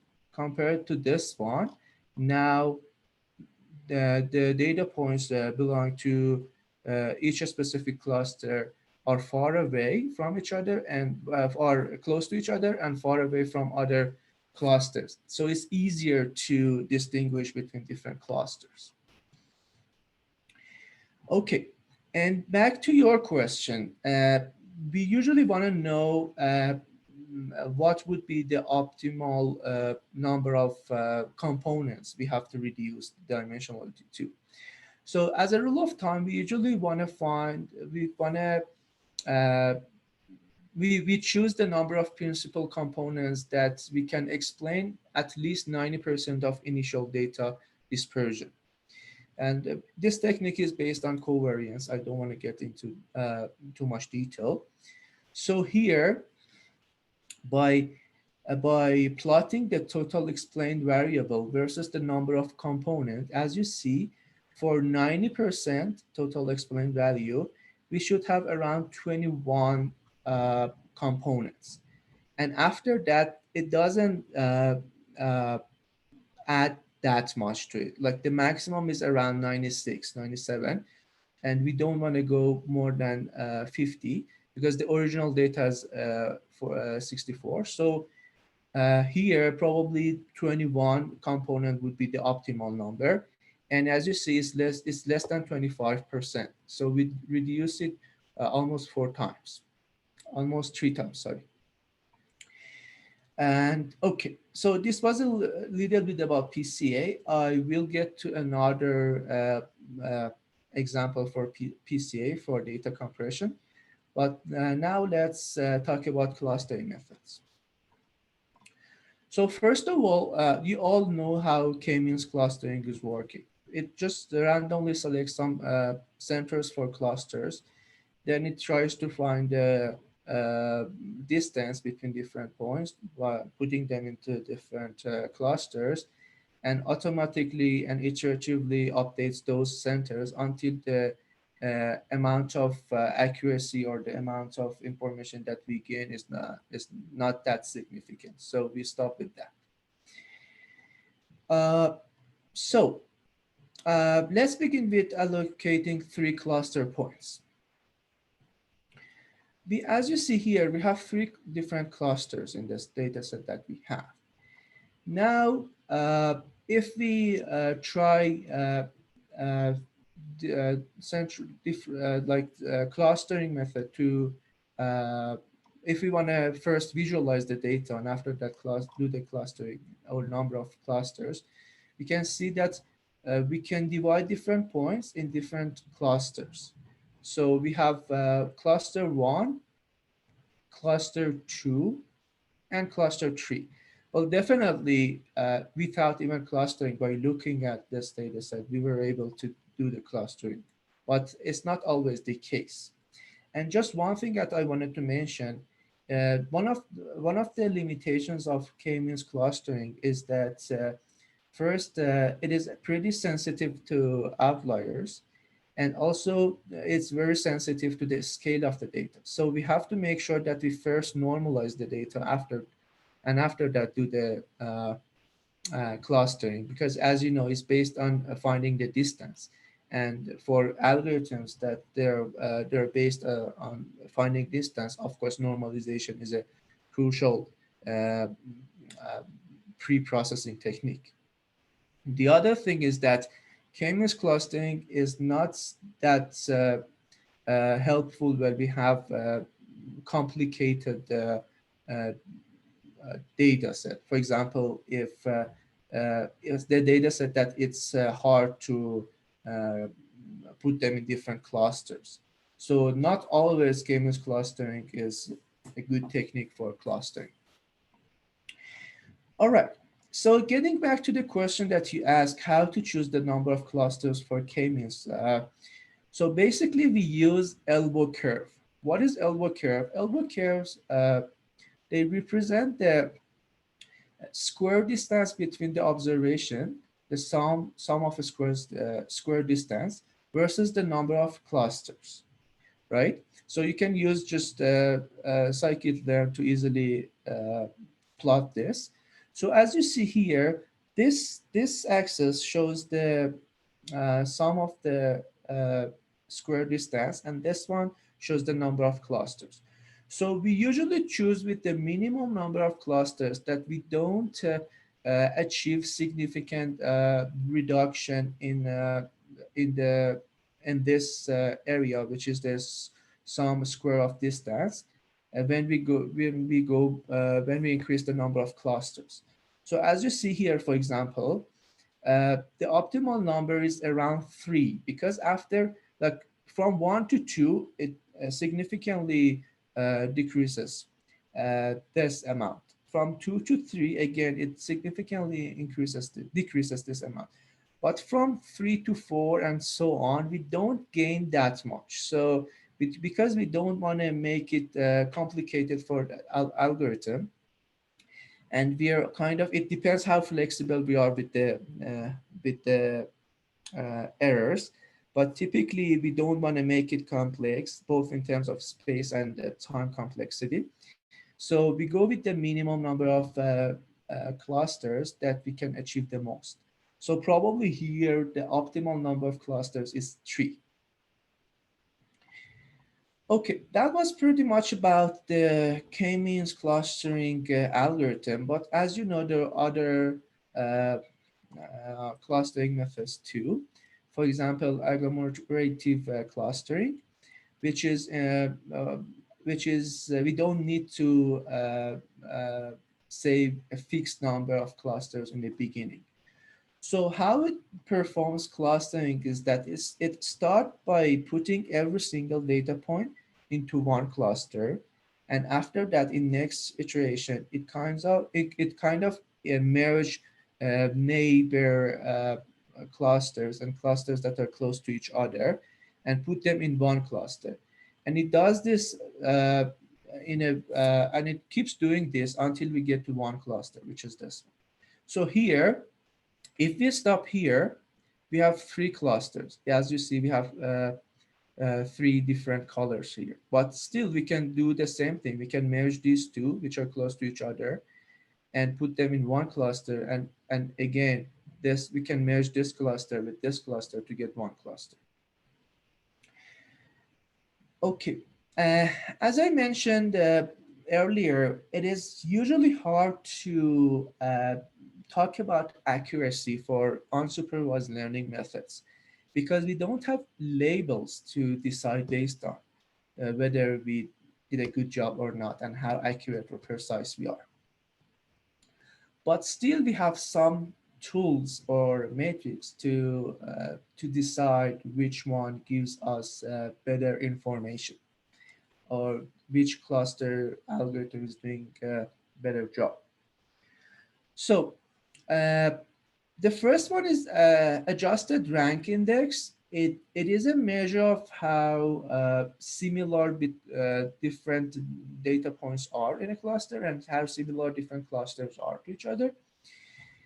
The second one is adjusted mutual information, which is a function of the function that measures the agreement of 2 assignments. Like when we put them in a cluster, how do they resonate? How accurate we are when we put different data points in a cluster. And after that, we have homogeneity and completeness.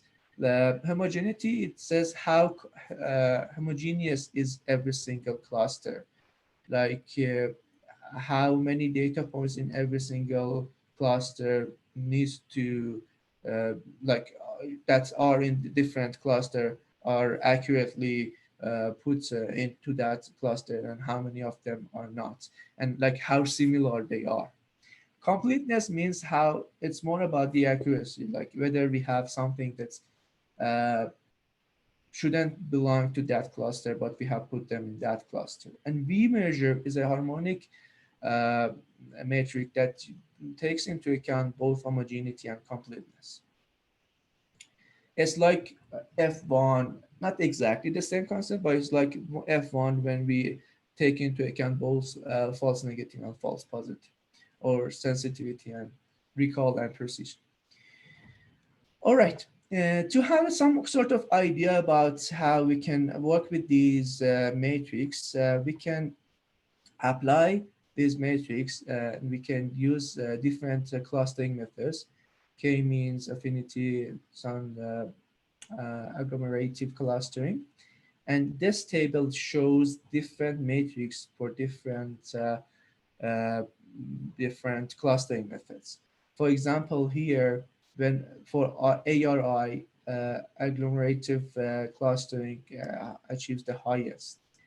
And for AMI, the same thing. Oh no, the k-means is better.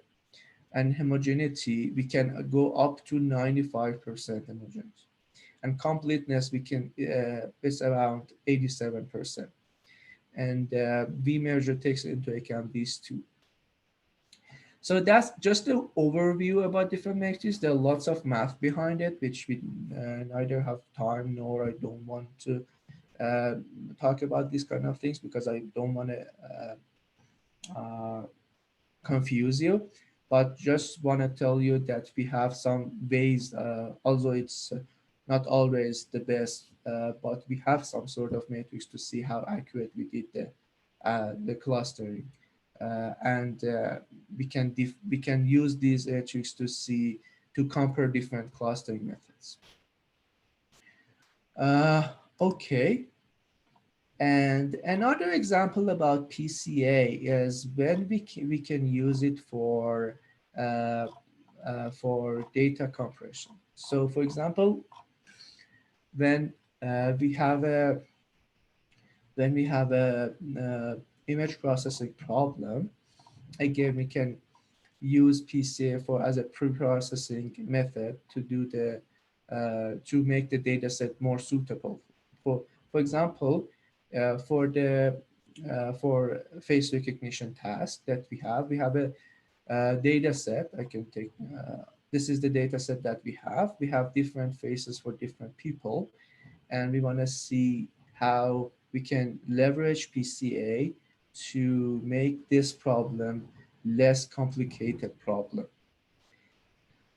So having a look at the train size, we have 1170 and observations, and for test size we have 390 observations. By applying Pca and reducing this to 100, I can show you why 100. So based on the method that I mentioned, for around 100 components, we can get around 90% of total explained variance. So we decrease this to 100 and see, for example, when we apply the first principal component, it is the amount of information we can get with just considering the first principal component. It is not comprehensive enough, but for just one component, I think it's doing a good job. So, okay, by applying, now it's time to see how applying Pca helps us to, like how the effect of Pca on the accuracy. So by applying by doing the classification technique for this specific data set, first we get 72% accuracy, right? But after that, we can increase it to up to 79%, right? So this 79% is the original, and this 72% is that what we can get. So for the time that we save and the complexity that we can, like the time and space that we can save, both of them are around 70%, but we save lots of time and complexity for the method that we apply. Okay, just to wrap up, we first started with Pca and how we can use Pca as unsupervised learning method, both for either when we want to do other machine learning algorithms like regression or classification, and we want to reduce the dimensionality, or when we want to visualize a data set and we can't put them in 2 or 3 dimensions. After that, we talked about different clustering methods, and first we started with k-means and then hierarchical clustering, and we compared them and how we can find the optimal number of uh, clusters, and also how we can find the optimal number of components for Pca.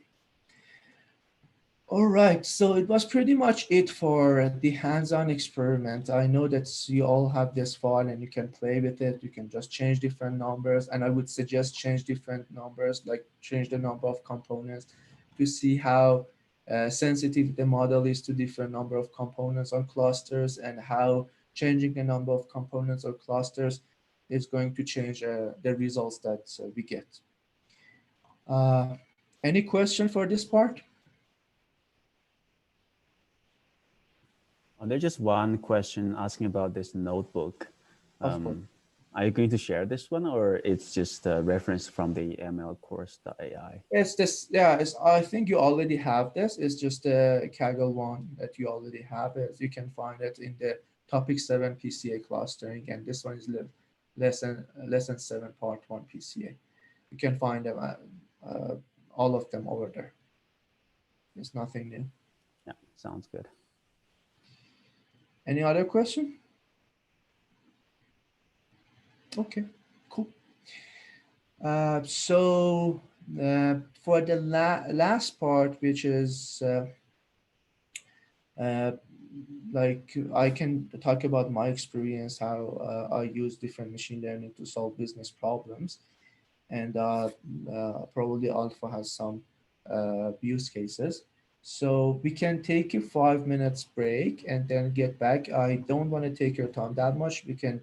I talk a little bit about different use cases for industry, and if you have any question, how to know how you can leverage your knowledge that you have gained throughout this course to solve business problems, and how this course is going to help you uh, to solve business problems, I would be happy to answer questions.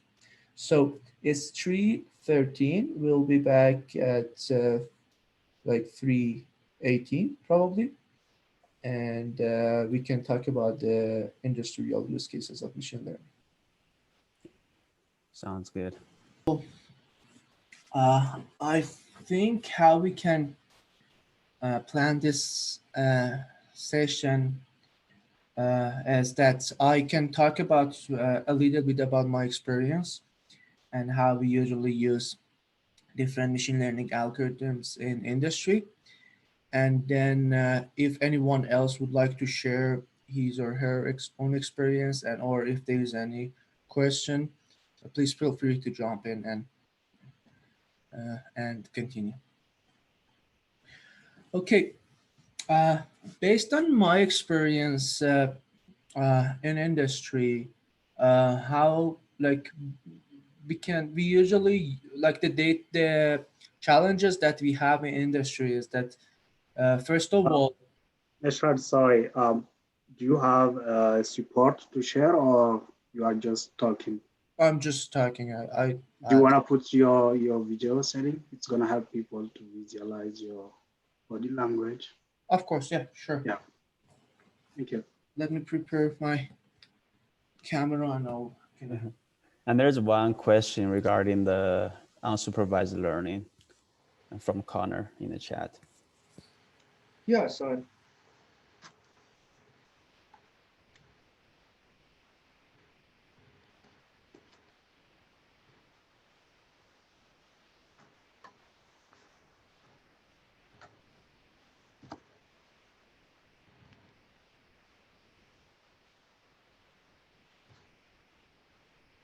okay, do you have my It's not working for some reason. Oh yeah, it's working. Okay. So I was saying that I'll get to kind of question soon, but based on my experience, we like the challenges that we have is that especially for industries that or companies that machine learning or artificial intelligence is new to them. The challenge is usually the how to distinguish between automation and machine learning. Like sometimes people, especially people from other backgrounds, uh, sometimes confuse automation with machine learning, especially these days that our machine learning is a hot topic. So uh, it is always good to talk about the difference, like whether there's a decision making involved or machines need to make smart decisions or they need to do a prediction or it's just a day-to-day task that the machine can do. And the other challenge that I've seen in industry is that like there might be so many opportunities, but it is not usually visible that okay, this is a machine learning opportunity. So you need to look for it. You need to talk to different people, see how many like what are the problems they are facing, their day-to-day job, and how you can leverage your machine learning knowledge to solve those problems. Uh, so typically in industry, we are more working with supervised learning when we want to do prediction. Either we use regression when we want to predict something continuous, or we are working with time series, which has lots of use cases in industry these days, or we use classification methods when we want to, for example, for image classification, or we can use some methods like object detection for detecting different objects in sites, for example, refineries or mining sites. And we usually use unsupervised learning uh, for like something like Pca for dimensionality reduction to be used for other machine learning methods, or something like clustering for anomaly detection and finding outliers. So usually, not always, but of course, but usually, at least based on my experience, unsupervised learning are part of the pre-processing method to be used for other machine learning and more specifically supervised learning machine learning, or can be for other parts as well. Uh, but still, there are times that you want to apply unsupervised learning to find to solve the problem. So getting back to your question, that if there is an accurate way, or let me make it more like modify your question a little bit to because we do have some metrics to say, okay, which clustering method or which unsupervised algorithm is better than the other. But of course, it's not like supervised learning that we can show a number, or we already have labels and we can say definitely we have this accuracy, or this is the false negative, this is the false positive. Uh, when we want to use unsupervised learning, it is more about how much information we can capture. And of course, there's some errors, but it's more about how we can leverage different techniques to make everything simpler, to put them in different clusters. It's not about how accurate we are to predict something usually. So usually the case is that even when as human, when we want to do the clustering, we can't always do like even if we do our best, we can't always be 100% accurate. Uh, that's the nature of data set usually. Not every single data point we can assign to it, to one cluster. So that's why we, for when it comes to unsupervised learning or clustering, what is more important for us is which one is doing a better job, which one is more suitable for our specific case. It's not about how to uh, achieve the highest accuracy or how to make sure that we are predicting something with the highest uh, accuracy that we can. But still, as I mentioned, there are some metrics that you can compare different unsupervised learning, more specifically, more different clustering techniques, and see which one works better for our case. So I hope I answered your question. If not, just let me know and I can put more details to it. I guess. Okay, cool. So, yep. Ashraf, how do you communicate result to your superior? There is a question on the chat. Okay. So in terms of communication, it depends who you're talking to. Like, for example, if you're talking to management, they usually want to know, like they usually look at the problem in big picture. They want to know what was the problem, what are the things that you have done, and how you can, how and when you can solve this problem, right? Of course, every single method that doesn't have 100 accuracy, that which is really rare case. And even if you achieve 100, you have to be skeptical about it. But how you communicate, it depends on your audience. If you want to communicate your results with other data scientists or machine learning engineers, you can use more technical words.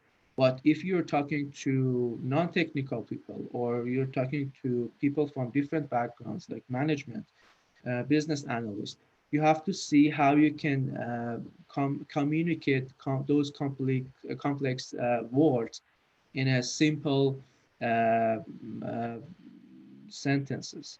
And that's one of the soft skills that a data scientist need to have, because not everyone has the math background required to understand that. Not everyone has the statistical background or the technical background. And even if they have, they might not know the technical words that you're using. So it's the challenging part of it is to summarize what you have done over months and months in a few sentences. And usually what they want to know is what was the problem, what was the method that you applied, how you're going to solve the problem, and what is the business value that you can bring to the company. So that's the important thing. So you, first of all, getting back to your question, you have to know who your audience is, and you have to prepare your presentation and your talk based on their area of expertise and in a way that they understand. So you have to ask yourself how much detail you have to put in your presentation. Do they want to see the math behind it, or just they're interested in the results? Are they more interested in the business value, or they're more interested to the different techniques that I've used? So I hope I answered the question. Yeah, yeah, thanks, Majid. To echo your response about the communication, I think I agree with everything, because I had one experience that we presented one of our results to our senior VP. All he asked is about the first slides of your presentation. What's the business value you have realized, and how you can scale that particular project to solve other problems facing in the company. And all the rest of the slides are just appendix. True. But he doesn't really care about what mathematics you're using in your method, and also how you do it. So exactly, yeah, that's usually the case. So, and it is usually the one of the most challenging part of our job as a data scientist, because we always need to find a way to communicate complex word in simple sentences. And being a data scientist is not all about knowing all the algorithms, all the possible algorithms, finding the best possible algorithm. It's usually about how you can use your knowledge to come up with a good enough algorithm that can does the job in a fast and cost effective manner. So it's not always knowing all of the finding the best possible algorithm is finding the best achievable algorithm in like depending on the time that we have and the budget that we have. Yeah, to chime in there, good enough is often good enough when it comes to these things in a business setting, because you'll spend all of your time just trying to eke out the last few percent of accuracy when, you know, greater than 80% or whatever that metric happens to be is often good enough. But one thing I'll chime in on unsupervised techniques that we'll use a lot in industry are, they don't necessarily have to be, you know, these multi tens of dimensional problems that you're trying to reduce the dimensionality in, say, Pca. It's even something where you just want to get the general trend of a bunch of data, and the first or second components will allow you to do that very quickly and easily. And then you can feed that into another model. You can just say, you know, the direction of this data is X, and it's captured by the first component. So that's a way that we'll use it quite frequently. Exactly. Yeah, thank you. And there was another question for data scientists working in oil and gas. Does domain expertise important? Okay, yeah. So I would say domain knowledge is always important for a data scientist. So depending on the industry you're working, you always need to have the domain knowledge. But it's not something that's like they don't want you to know everything. They just getting back to what I mentioned before, as you have to know enough. Of course, if you're an expert in that area, it's a lot of value. But they usually want you to know enough that you can solve the problem. But of course, as a data scientist in the industry that you're working, domain knowledge is playing a key role in solving the problem. Because let's say that, for example, in oil and gas, you don't know exactly what density or viscosity is. So if you get a data and like this density doesn't make sense, you can't say whether the data quality is good or bad, or this specific observation makes sense or not. So of course, domain knowledge is important. And if you're working in an area, like as a suggestion, if you're working in an area that it's not your background, it's not related to your background, you have more thing to do, you have more thing to learn. It has its own good part and bad part. The good part is that you can see your improvements in a more tangible way, because you can see, okay, how much you learned. But the bad part of it, or it might be, I would say the challenging part of it, is that there is a lot to learn. And you need to know, you need to have enough knowledge for different aspects of the industry to solve the problems. Sorry, I'll just chime in here a little bit about my experience in the banking industry. Sure. Just 1 minute talk. I think, I don't know if it came up, but also the business side of management care about the bias in your models, especially when you talk about like customer data. Mm-hmm. So they want to know, like, I don't have a lot of experience with it, but they want to know like how biased your model is. So this is really important when you work with customer data. Absolutely.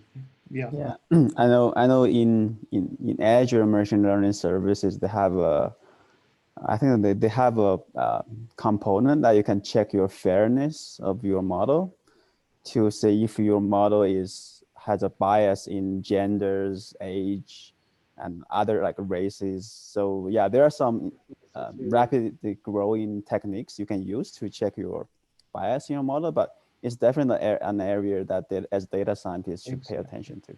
Yeah. Yeah, especially if you're producing and selling these models, it's something you really have to be aware of, is any sort of bias, or especially when it comes to discrimination in terms of your models, that can get you in a lot of trouble. So those are good points to bring up. So Yeah, as Tim said, for example, in credit rating, sometimes your postal address has an impact, like where you live, and you need to find a way sometime to reduce the impact on that. Let's say you are building a regression that try to forecast the outcome of if someone can get a credit or not, and that might, for example, has huge impact. And most of the time, um, it's not in the favor of the person getting the credit. So you need to find a way, kind of try to reduce the impact of that feature in your regression, like the coefficient or something like that. Just to jump in, I have an experience applying clustering. It was about citing water ponds in order, like, let's say in southern Alberta, you are not allowed to remove water from most of the river because the flow of the rivers are very small during the summer. So you have to remove water when you have uh, the high, well, during the high season, like when the ice start melting, so there is a lot of water. So this is the best time to remove and store water. And then you need to site your ponds or your reservoir of water in places where you can kind of provide water to your clients in an efficient manner, like with the minimum distance possible for trucking or using pipeline or lay hose. So clustering, for example, help you. Let's say if you know exactly where your client are planning to drill the upcoming year, that's help you kind of, or let's say 1 or 2 or 3 years, if you know exactly where the different company are planning to develop, that's going to help you the best way, if it's allowed in the area, to site your water reservoir in such way that it is very central or very central point where you can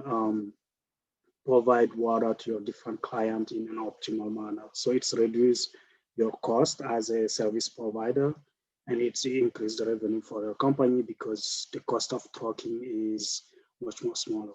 That's an example you can use cluster for. And my experience from that is, first thing, how to communicate on with your supervisor or with business people in a such way they can understand it. The first thing I do is I try to explain my concepts in a layman term, and you can bring objects sometime to explain it. For example, I bring puzzles to explain my clustering method. And the second thing would be, do not use machine learning if like normal methods work. So for example, as an economist, there's a lot of regression and techniques that normal regression will use. And then if you are reporting to an economist or a business person, they are already aware of there is some method that have proven working very well.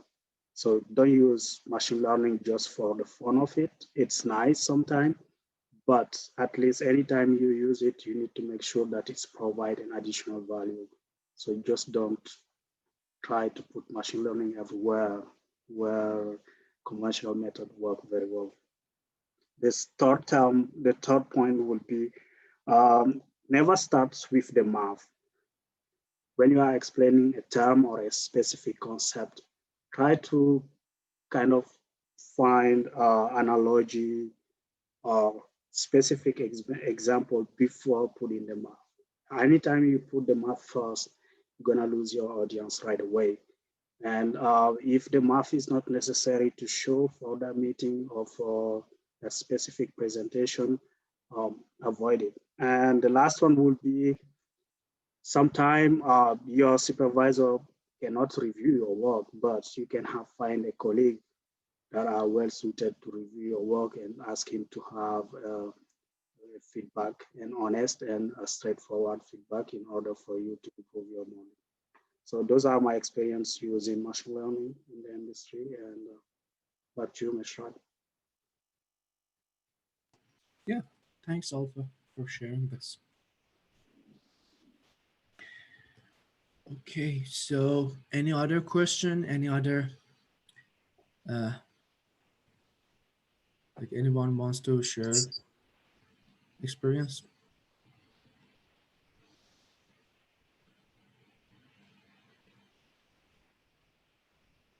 Okay. I think we have Kevin, maybe.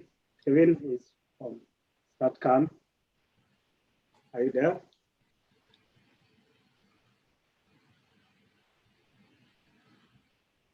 Okay. Yeah, I think.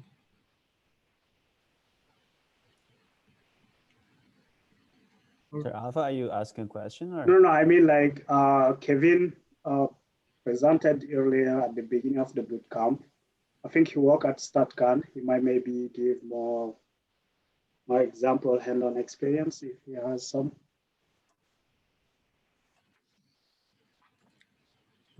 Kevin, do you want to? Okay, if he's still online. Yeah, I think he is not. Oh, okay. Okay. Anyway, if there is no question and if there's nothing else, we can wrap up the last session here. And thanks again, everyone, for joining us, and thanks for all the leaders and all the facilitators for making this happen, and thanks for all of the learners to join this course. And yeah, and thanks everyone. So anything you want? Thanks, Michelle. I think so the whole course syllabus were designed by our head instructor, Daniel Ma. Like if Daniel, you want to give some remarks, then we can officially close this bootcamp.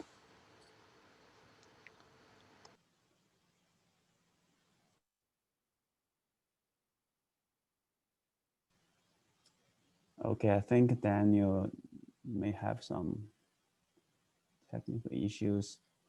But anyways, I just chime in here. So first of all, congratulations on finishing the course. And we will give you the refund for those of you who have participated in all the courses. And also I want to particularly thank the participants who have teamed up with our course leaders to give the lectures. It's a very brave of you to, and also it's a very good way to push yourself to learn more so that you can teach us. With that, I want to thank everyone for participating in this journey, and feel free to connect with your fellow fellow members, and also connect with the course leaders on LinkedIn, and stay tuned for our future bootcamps. Actually, we were planning to have a Python bootcamp. It's about 4 weeks long. We're going to start on November 29th. So we will have some future marketing materials putting up next week. Stay tuned, and thanks all. Feel free to reach out if you have any further questions in Slack channel. With that, I would like to officially conclude this bootcamp, and see you in the future. Stay safe, fam. Stay safe. Thank you, everyone.